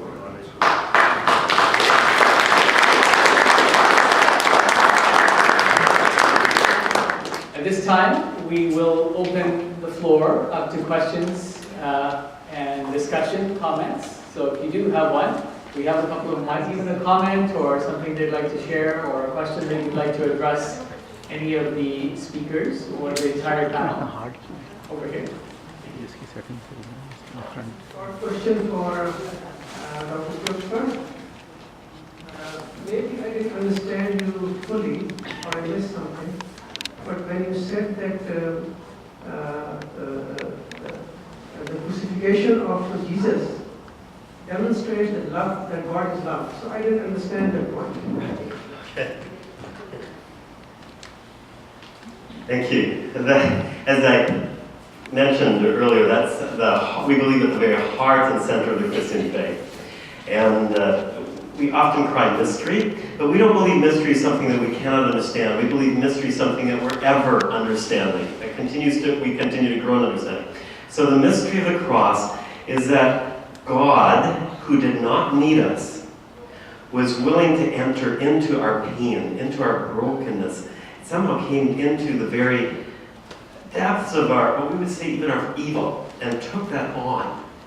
And opened up we see even the picture of the cross, we see God in Christ, stretching out his arms on the cross to say, evil, do your worst. And rather than reflecting it back, throwing it back, doubling the evil, God absorbed it, took it out of commission, and in that way showed his love to the world. So that's another little picture that I didn't talk about, but that would be one of the ways that we see the cross dealing with our brokenness, our fallenness, our sin, the ways that we have not been the image, the way we have not reflected the character, the attributes that Dr. Matani talked about. And we tend to talk about ourselves being the images of God.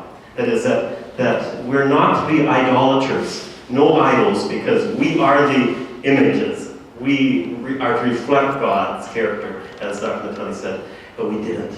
And then Jesus came and did that perfectly, especially on the cross. Speaker, tell me, I think each speaker told me about the majesty of God, about the greatness of God, wonderful God, and maybe that I should be thinking or becoming or trying to emulate him.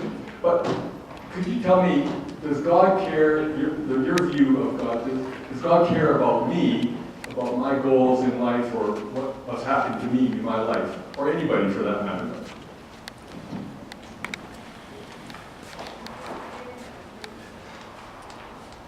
Yes, as per the Sikh belief, he does care for, because as Dr. Matani said, time was very limited, so I didn't touch on some other aspects, and I just confined my talk to the very essence of the concept of God in Sikhism.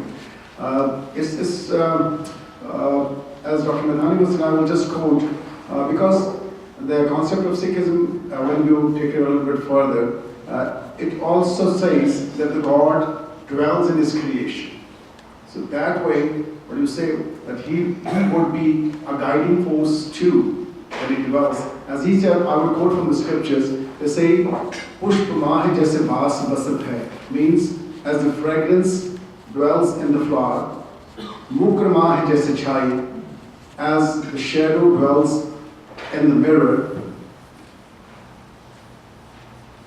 ऐसे ही हर निरंतर, the same way the God dwells in all his creation, Ghat hi khojo bhai, so you seek him within yourself. So that way he loves you, because in the very beginning, which I said, is the essence of the Sikhism that says that he loves you, he dwells in all his creation, and through that he manifests himself, and then he loves you and he guides you. That's a really excellent question. In Judaism, yes, God does care for us. At the same time, we're responsible for our actions, and there isn't a God in the sky that's determining every movement that we make and how we do our day timer. And I think I will give you a perspective as a chaplain at Women's and Children's Hospital, where I'm dealing with death and dying every day. I never call to happy. And one of the most common, if not daily, question is, why my child? What kind of a God would have my child have cancer? What kind of a God makes for bad things to happen and accidents? We have free will, and that is a Jewish underpinning, so that free will is not always a thing that's positive. And we don't have an answer sometimes to these very deep questions about why me, or why my child, and what kind of a God is that. But God is there for us in the positive, wonderful experiences, and God is there for us in our brokenness. When we're ruptured, God is still there. So, a very good question, and a really long debate, actually. Yes, thank you for that. I guess the way I would want to respond to you, I think it's a very deep question, and it requires quite a lot of discussion. But notwithstanding, the constraints of time and space, what I would sort of say to you is that your question about, does God care about you? The answer to that from a Islamic mystic perspective is really,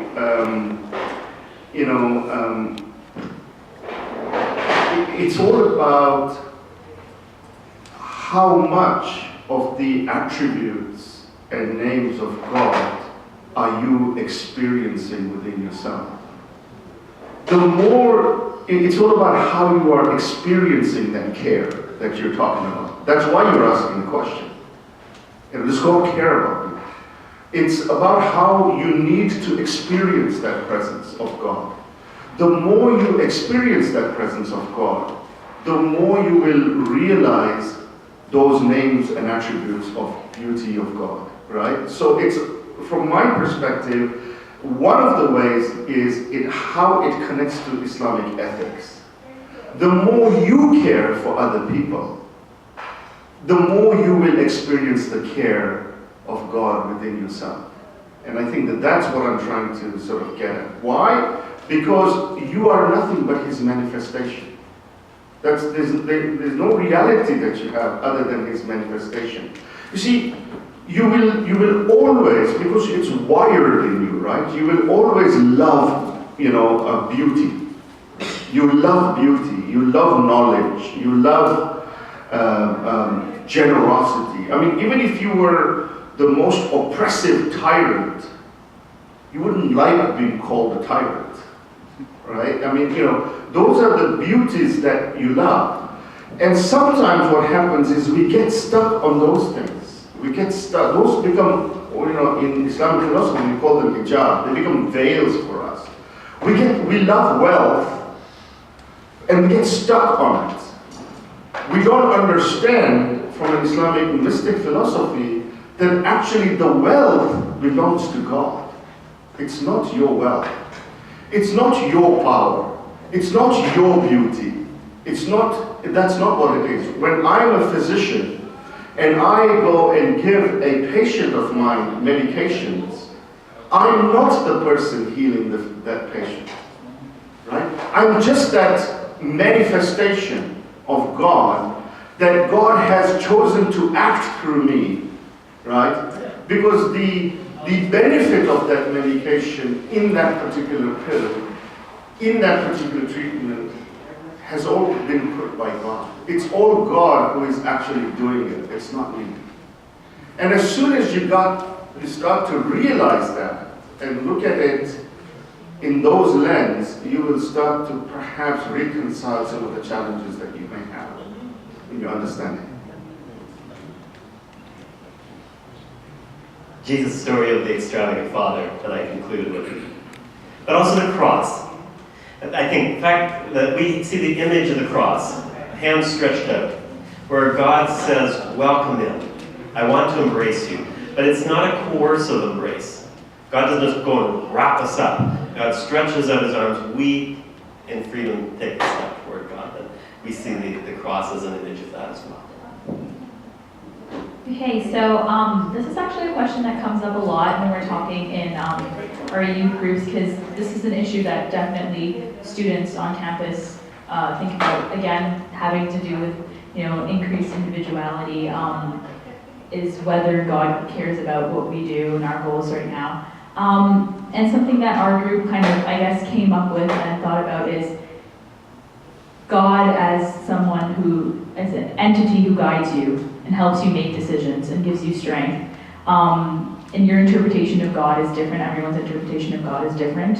But if you see God as a light of guidance, then yes, God does support you, God does help you, God gives you that strength to achieve those goals. So again, it has to do with the way that you perceive God is really important in that way. And that's how we're in our discussion groups, that's how we try to talk about the meaning of God in your life and how, I guess, you individually can benefit from believing in God and how God supports you. I hope that is kind of an answer to that complex question. Thank you to all the panelists. Zalway. Okay. My name is Pirzada, and it is very informational or question. I will take back to first creation of mankind, Prophet Adam. Come to the topic seminar on existing of God. Before the first creation of man, Hazrat Adam, how the existing of God before Adam, the presence at that time, the angels and the shaitans, they knows how to say angels due to the worship and Iblis and they did whatever they did, existence of God. But when the first creation, Hazrat Adam and after 124,000 messenger of God came on earth, they spread the teaching of God. And they tell everyone of their own way they spread the existing of God. They spread in the human being. My question or information, before the people, before the mankind come on earth, is the only source of existing of God on the heaven, the angels or the shaitan? Before the... I'm not entirely sure what your question is, but let me make a reflection. I'm really struggling to understand what you're trying to say. You see,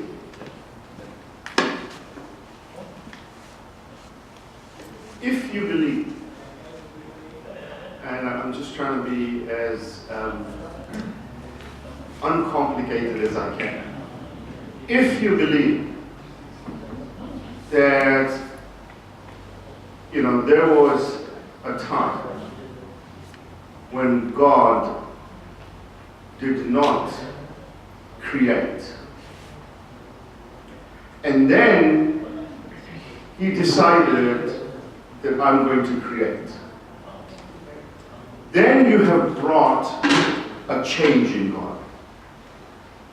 Because before that he did not think about creating, and now he thinks about creating. So now you have actually changed God. And that's not possible. Right? So if you believe that there was a time when there was no creation, and then he said, okay, I think it's time to create. Then what you've done is, you've now made him independent of the creation. You've basically said, and what you've done is you've brought a change in him, because before he did not think of it, and now he thinks of it, right? And that's not what I believe, or that's not my understanding of what Islamic mystics believe, right? So my understanding is that this was not the way it was. The way it was how God, actually manifested himself. And it's hard to even understand the word manifestation through emanation, because this is a process of tajalli, and this is not, one of those things where you can sort of say that, well, he sort of gave out something from his essence. The manifestation is not even from his essence, because in his essence is not knowable. The manifestation is in his names and his attributes, right? And it's through a process of emanation, which means that there is no deficiency left in him. He wants to be known, so he manifests himself, and that's how creation comes into being. Now, when you talk about Adamiyat and things like that, that's a deep philosophical discussion, about Adamiyat. But, he says in the Quran, إِذَا سَوَيْتُ وَنَفَخْتُ فِيهِ مِنْ رُوحِي. Right? The whole concept of Adamiyat is a concept of his manifestation. He says, I created him by what? By blowing myself into him. Right? It's a process of emanation that he is alluding to in the Quran. That's the best I can explain. I'm not sure if there are any scholars. Dr. Zaidi, would you want to make a comment on that? Because maybe he has a better way of explaining it than I do. Can I just ask Dr. Zaidi to just make a comment on that? The issue is that we need to understand this saying of Prophet Muhammad in the light of mysticism.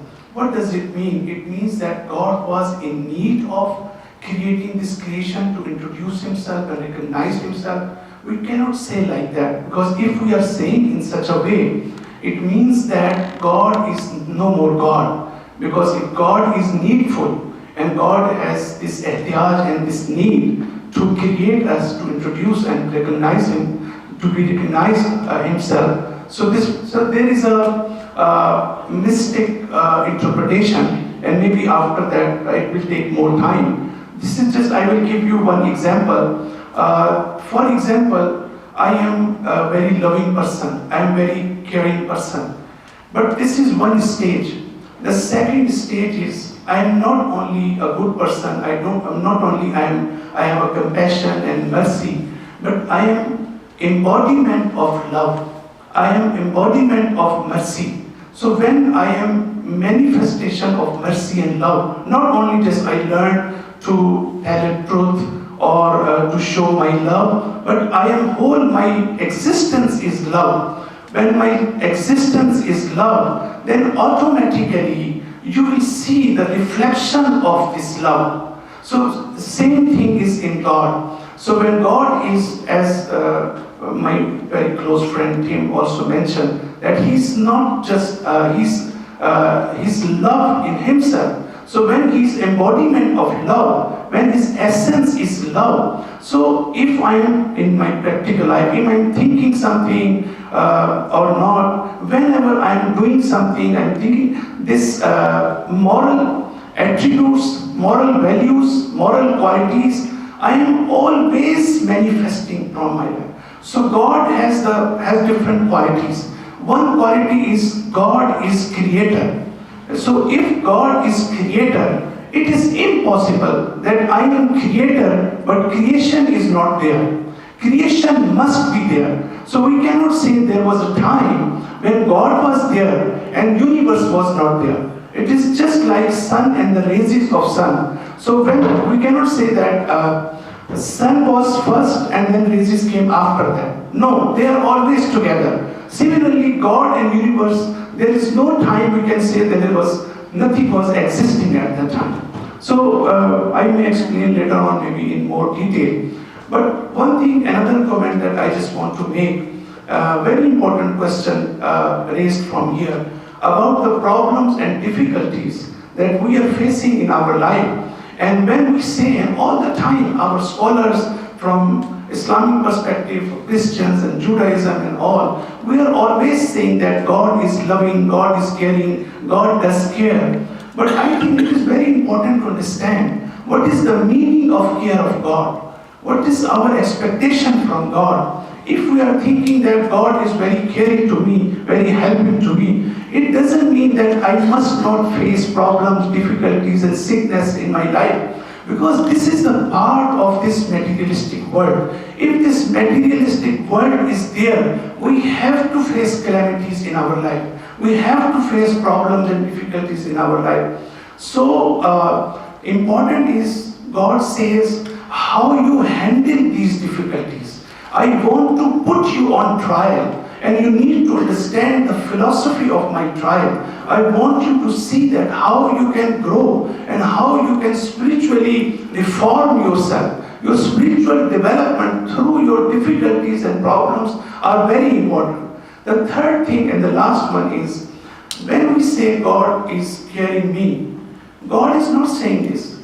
God is not saying that I am caring you, I does care you. God says, if you want my help, because help of God, mercy of God, there are two stages.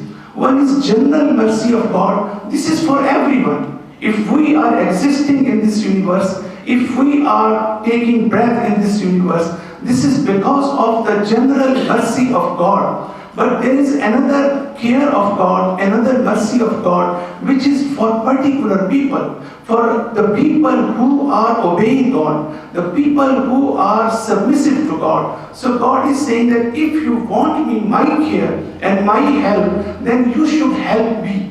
What does it mean? That you should help other people. You should put your effort to understand my wisdom. So if we go to see the Quran and Bible, where God has already guided us, that if, for example, my son has cancer, or we have problems, difficulties, and we are suffering, and we have painful situation in our life, so God doesn't say that I will come and help you. God says that go and see. We have already mentioned a lot of very important spiritual principles. These spiritual principles are your tools. These are your strength. And you should not always see that difficulties should be removed, suffering should be removed. This is not the solution. You should find out psychologically how to handle this position and situations and difficulties, and how I can develop myself, how I can remember my God despite the fact that I am going through such a painful situations. Thank you very much. Thank you, Dr. Zaid. Well, thank you. My name is Alexander. I'm a Catholic. Thank you very much for Bravo Society and all the scholars and religious leaders. I'm trying to, in a secular perspective, to look at this question of existence of God, especially those younger generation. They just don't care, even those at times. I'm not sure other religious communities like the Shia, Judaism, or Muslim, but Pastor Tim, you may agree. The younger generation, when they enter year 20, they just don't care even they are baptized. They don't care, they don't want to talk about God. They don't call themselves atheists, but they still don't care. So how can we deal with these questions? Yeah, that is a great question. From a Christian perspective, it's not that we need more knowledge. Sometimes it just makes us more educated lawbreakers or sinners, maybe from the Christian's perspective. So, a change of heart, right? How can we change heart? And so often we who claim to follow Jesus, claim to love God with all our heart, soul, strength, and mind, are living as hypocrites. Our lives don't measure up to what we say. I believe it was Sister Philza who said, or basically she said, religion is testimony. It's how we live our lives. And spirituality leads to ethics, Dr. Matani. That's it, from Christian's perspective as well. If we live as if our hearts have been changed by the love of God, I think our kids can't help but want that. But if we say something about what we believe, and then we live a different way, why would they follow that? In Judaism, as there has been probably experiences with many faiths, the congregations, for example, in communities are shrinking, and so the youth are relevant for the future. So one thing that a number of my colleagues have done that have rabbinic posts in Canada and the United States is to look and listen at what's relevant to our youth. And one of the things that I've done in small communities where there are no synagogues, for example, is listen to the children and ask them questions. And it's been my most exciting thing over the past couple of years. So in many faiths, in Judaism, when a child turns 13, they have a bar or bar mitzvah, the turning of age, big celebration, but they also study for a couple of years to get there. So I have a young boy in Kamloops, where there is no synagogue and no rabbi. He said, Marcy, I want to have my bar mitzvah where I volunteer. He cooks and volunteers at the age of 11 at the homeless shelter. And he goes, according to the way that it's supposed to be, according to the religious leaders and how it's always been, I'm supposed to have this done in a synagogue, and it's supposed to be a certain this and a certain that. But I want to give my time. I want to have my celebration with the homeless, and I want to only invite them. Well, if I'm not prepared to listen to what's relevant to that youth, I'm going to lose them all. So creating that opportunity is also listening and asking the questions of our young people, of our children, and meeting them where they're at now, and making some kind of a relevance to that, so that we're not losing the important pieces, but connecting them. And that's how we connect the kids to our gospels, or to our prayers, or to our way of life. Just really quick, I think it's great that that's being acknowledged. I think a lot of the times how youth feel is that they're not invited to the decision-making table, that a lot of the times they're not talked to, which is why they're kind of deterred from religion, and also because they just see religion as a bunch of rules a lot of the times. So developing that, I guess, spiritual connection that's very, very personal, a way that, a way that helped me was actually going to places where, things like this, where people, I hear people who have that spiritual connection talk about their connection, talk about how they've gotten to that place, and maybe apply that to my life. And again, relevant issues like youth, especially around that age group, like around their 20s, are super busy. And the last thing they want is something extra responsibility on the table. So if it's, again, something relevant and something to do with like maybe a humanitarian cause where they can see that religion is actually making a tangible difference in people's lives, that's the way that you can connect to them. Maybe not start at the spiritual aspect, but start really low just on like, humanitarian basis, and then work your way from there. I'm going to be brief and short. This is about the existence of God, notwithstanding the manifestations, notwithstanding the attributes. My question is, how do you explain the Big Bang Theory, creation and evolution?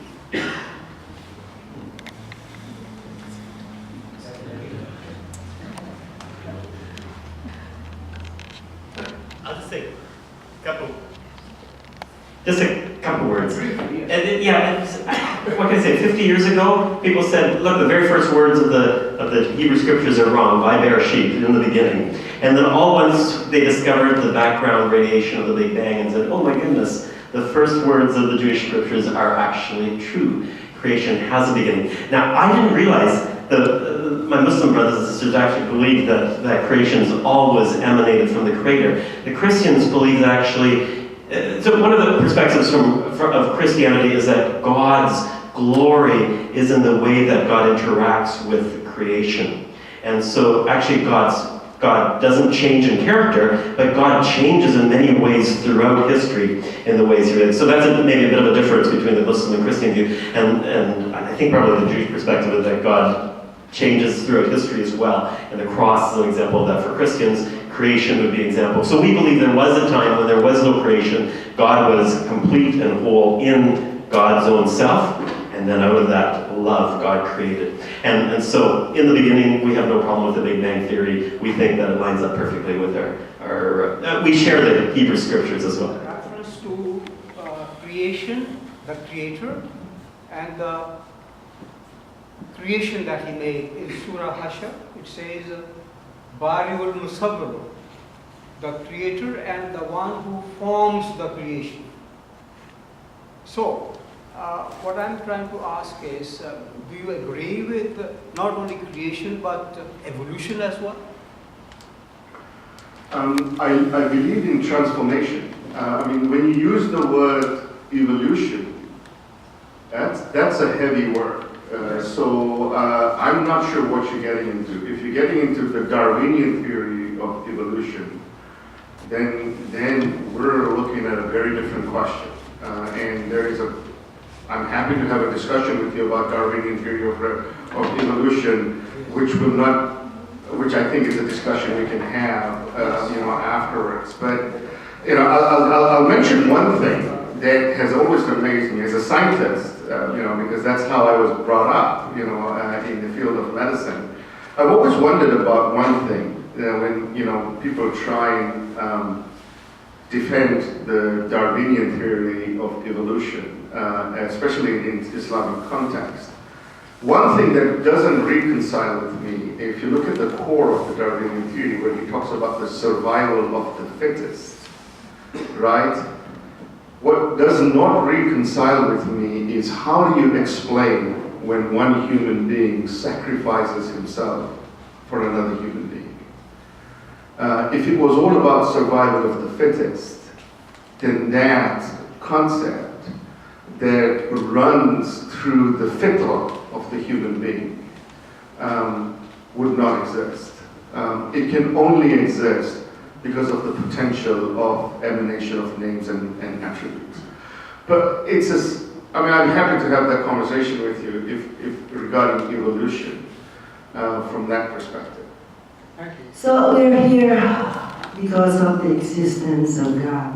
My question is about the existence of human being. So as a human being, what I understand is that we are all the children of God.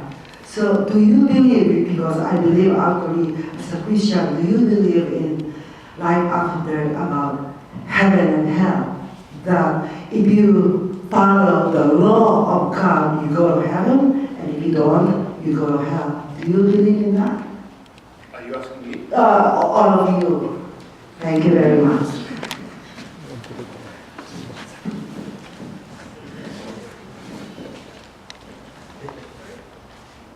Personally, yes. I'm not sure what, I think like whatever I'm going to say is going to be very personal. So I think maybe, you have better insight. As a Christian, I do believe that life continues after death and that our choices now have impact on the future. I believe it's through a relationship with Christ that I have hope for my future. Well, I wish I could be so succinct, and I'm afraid I can't.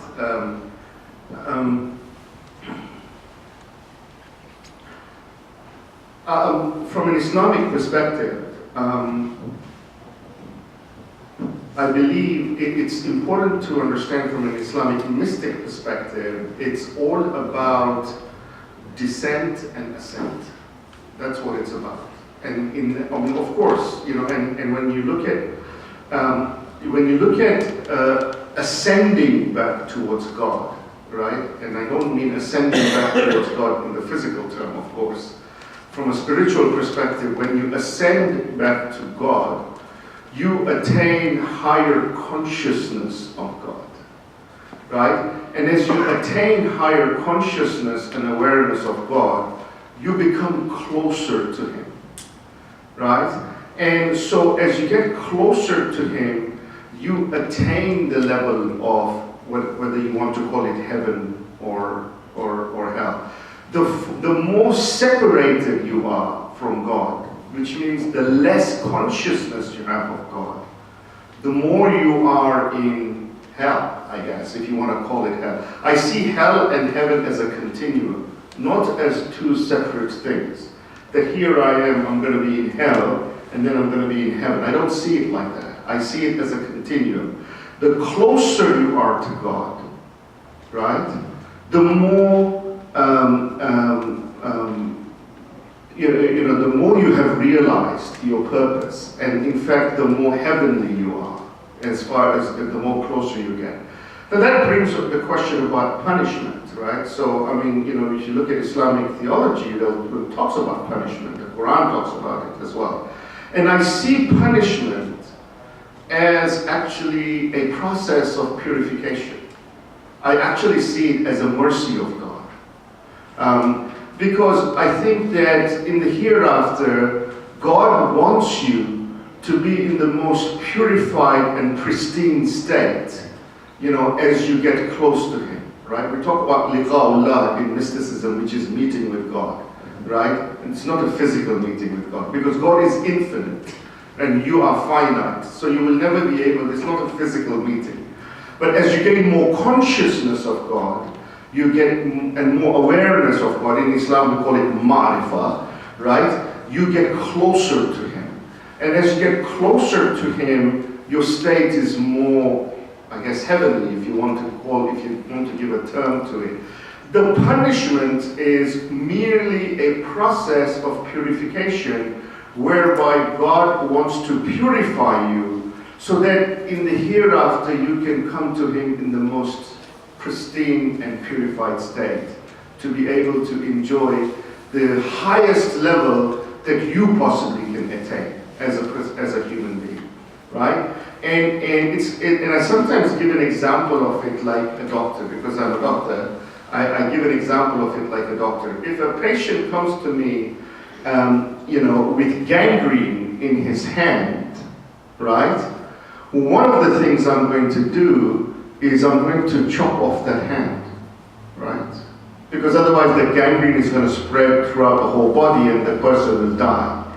And so when I perform that surgery and I amputate that person's hand, it hurts and the person suffers from it. But it's not because I'm wrathful. It's not because I want to give that person pain. It's because of the fact that I want to make that person better. And in order for me to make that person better, I'm going to have to put them through that particular pain so that they become better in that sense. And I think it's the best example that I can give. It's that process of purification that's what really punishment is about. It's actually a part of His mercy, I believe, and it's not a part of His wrath. And another excellent question, and I think there's quite a bit of debate amongst rabbis, and lots of debate. That's a fun part of Judaism, is you get to ask lots of questions and debate all of these things. Yes, there is an overwhelming belief that there is an afterlife. The words heaven and hell and sin and all of those words are used. Again, they're interpreted in very much a similar way as Dr. Matani. That is an evolutionary process in terms of your spiritual connectedness to God, and that the heaven and the hell is that continuum. There's not the light and the dark. You're not falling out of grace. There's also a process daily with prayer, but also every year we have Rosh Hashanah and Yom Kippur.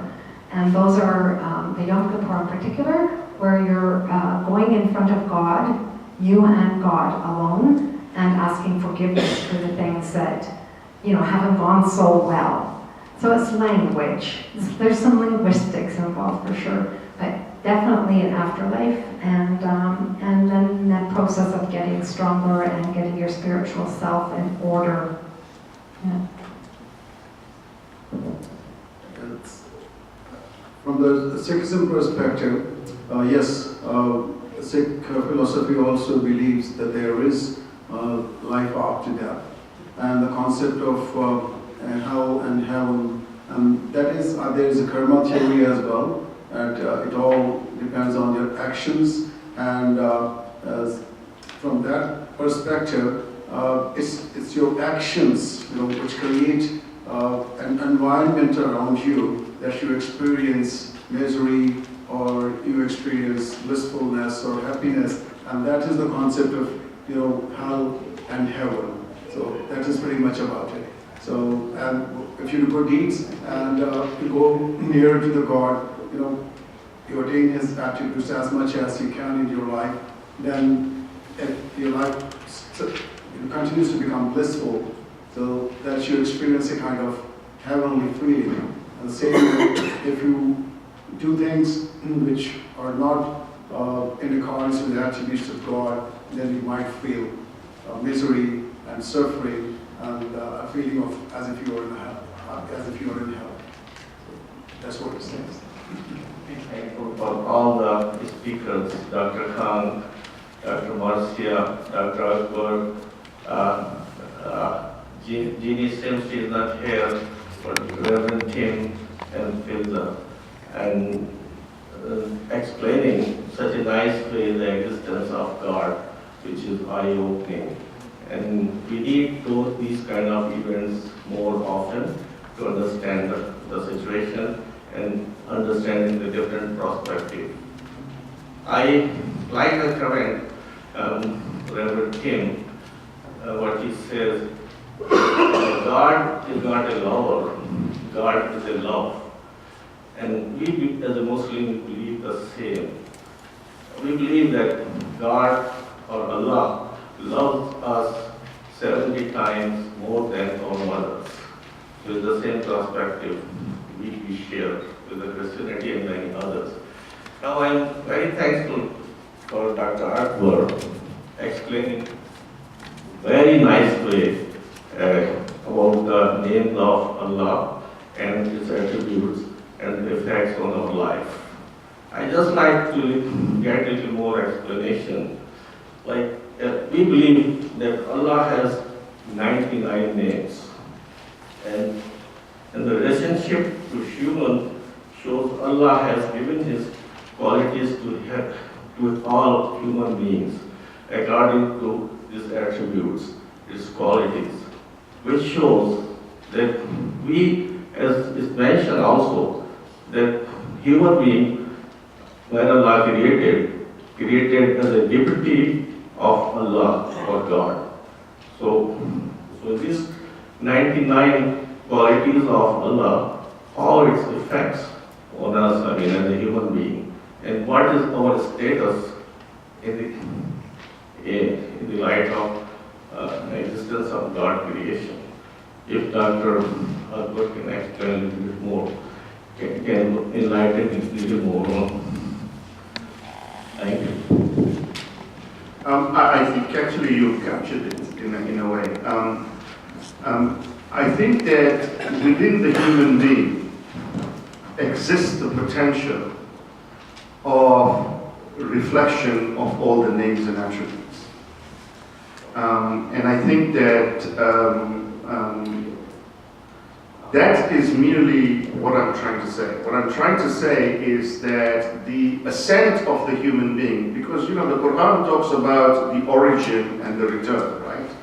It says, you come from me, and to me you shall return, right? And the ayah of Tarjib that we recite usually when somebody passes away, and fortunately we only recite it when somebody passes away, but in it, he talks about the origin and the return. So I think what it is that, because it is a process of emanation, right?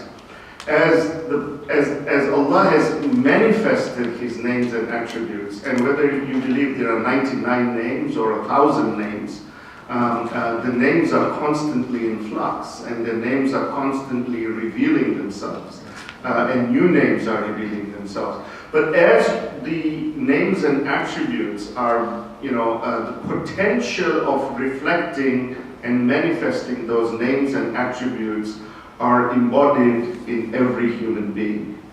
The challenge for the human being is, how is he or she going to go through a spiritual journey whereby that particular human being would be able to reflect those names to the best capacity that they can. I think that's what I'm trying to say, is that the more you reflect those names and attributes to the capacity that you have, the closer you are going to have, the closer you're going to get to God. And by that I mean the more consciousness you will have of God and the more presence you will feel of God. And that's how you will get more close to Him, by having more consciousness and more presence. And what we have done as human beings, sometimes, not sometimes, but always, what we do is we create veils between us and God, right? And the veils that we create are those veils that stop us from actually moving, towards God. And sometimes, in Islamic mysticism, you talk about veils of light and veils of darkness. So there are sometimes even veils of light, sometimes even things that we think, should not be, we think it's not a veil, we think we have achieved it. We feel that that is God. We feel that we have reached that point. Whereas what we've actually done is we've created a veil for us. So even if we think that, sometimes it is our egoic self that we take as God. We look at power and we start to associate with somebody who's powerful because we think that, that person will be beneficial to us. We do not see that actually the person's power is not his, it is God's power. And sometimes we look at beauty and we want to associate with that thing that's beautiful, right?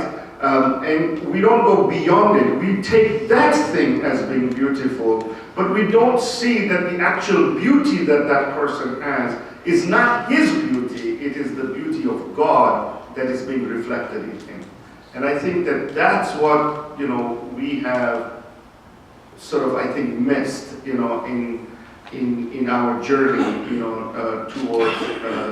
towards God. So, I think that, I reflect on the comment that, Sister Filza made, about the youth. And the question that the young gentleman here talked about, when he said about, what do we do with the youth? And I think that that's the challenge, right? The challenge with the youth. And when you look at worship, and you look at worship as a group of things that are ritualistic and are really hard to do, right? Then you are looking at reflection of God purely from ritualism. You will not feel the presence of God in that. What you will feel the presence of God in is if you look at those acts of worship, because you have greater awareness of God and you have greater consciousness of God, then you will not do anything but worship. And that's why Amirul Mu'mineen, Ali ibn Abi Talib, sallallahu alayhi wa sallam, he says to God that I don't worship you because I have need for heaven, nor do I worship you because I have fear of hell. I worship you because you deserve to be worshipped. And then he says that even if you did not have hell, and even if you did not have heaven, there would be no change in my worship towards you. My worship would be exactly the same. Why? Because now I have consciousness of who you are. I understand who you are. I have now had that ability to reflect and manifest those names. And so when you reach that point, you fast not because it's a ritual. You pray not because it's a ritual. You do all of these things not because it's a ritual, because you have had greater awareness of God and have gained a ma'rifah of God. And now you see everything that you see, you only see God in it. I look at this phone and I should have that level of conviction that I should see God in it. Because everything, every creation is an ayah of Allah, right? Is a sign of God. If you believe in this approach of Islamic mysticism. So I don't know whether I've confused you more or I've clarified it a little bit. Wonderful, Doctor. It's wonderful. All right, thank you very much. I know there are still conversations that the audience would like to continue on. We'll close out the formal Q&A now. There will be an opportunity afterwards during refreshments. I'm sure hopefully the speakers will all be around and an opportunity for you to engage with them and speak with them individually while you're having your refreshments. At this time, I would request Dr. Zareen Naqvi from the Babul Ilm Society to come up for a vote of thanks.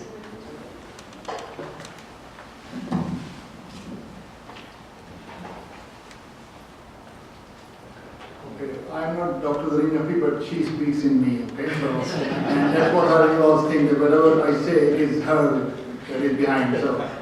So we are running out of time. This clock is behind, so we have to get out of here very soon. So I would like to thank you very much for all of you for coming this evening, and the distinguished speakers for their very thoughtful presentations. And I see all of them Sikh, or I see all of them Jew, or I see all of them Christian, or I see all of them Muslim. So they're so very close. Everything is so close. So with that, I would like to thank you again. Thank you very much. And the refreshments are ready, and we have to be out of this place in next 12 minutes. Thank you. Please. And you can clap, of course.